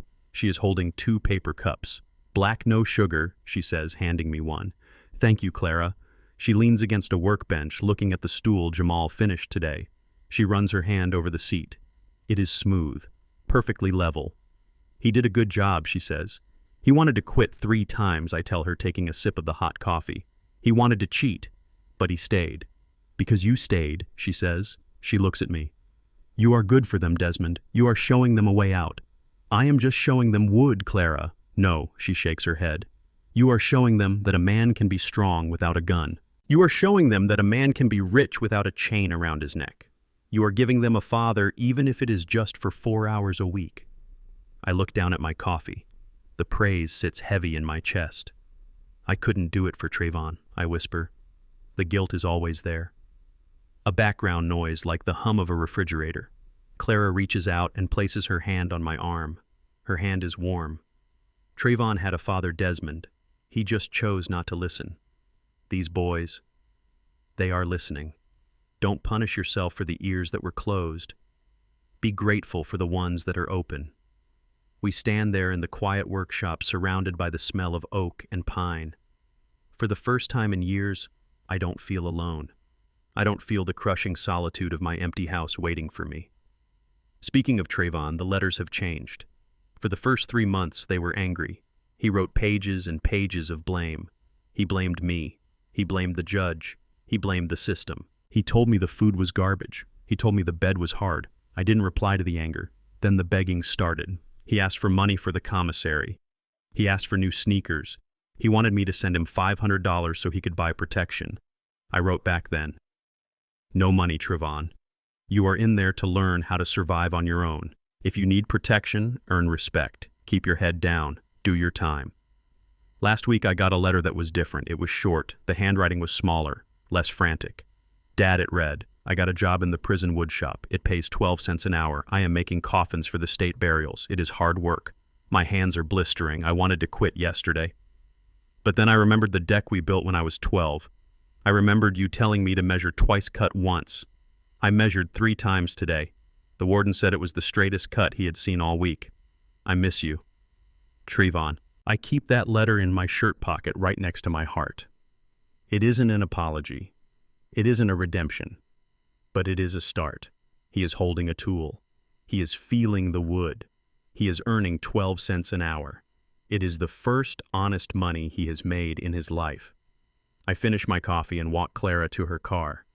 The sun is going down, painting the Chicago skyline in shades of purple and orange. Will I see you next week, I ask her.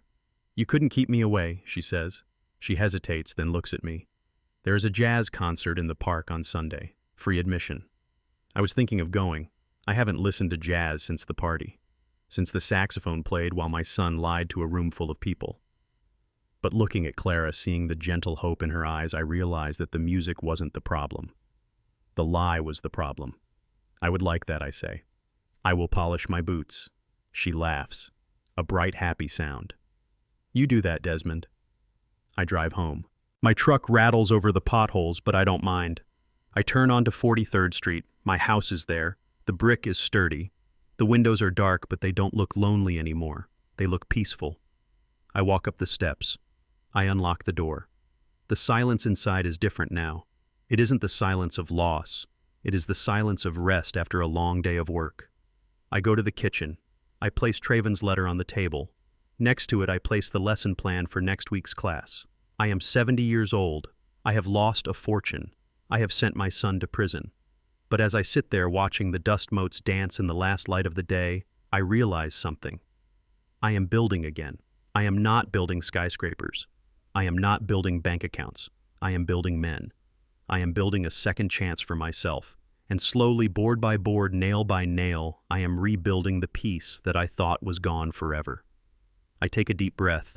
The air smells of lemon polish and old wood. It is a good life. It is a hard life, but it is mine. And this time, the foundation is solid rock. The sun is finally dipping below the rooftops of the 3 flat buildings across the street. It is that golden hour in Chicago when the brick facades glow like embers in a dying fire. I am sitting on my front porch in the same rocking chair I have owned for 20 years. The wood of the armrest is smooth under my hand, polished by decades of worry and rest. Down the block, I can see Jamal walking home. He is carrying the stool he finished today. He is holding it away from his body so the fresh stain doesn't get on his jeans. He walks differently now. He doesn't shuffle. He doesn't look down at his sneakers. He walks with his chin up, looking at the world like a man who has made something with his own 2 hands. I watch him turn the corner and disappear. That is my legacy walking down the street. For a long time, I was confused. I thought legacy was a checkbook. I thought it was the $800,000 I had scraped together in that retirement account. I thought that by leaving that pile of cash to Trayvon, I was leaving him a future. I was wrong. I was leaving him a loaded gun. Money without values is just acceleration. If you give a car to a man who doesn't know how to drive, he is going to crash it.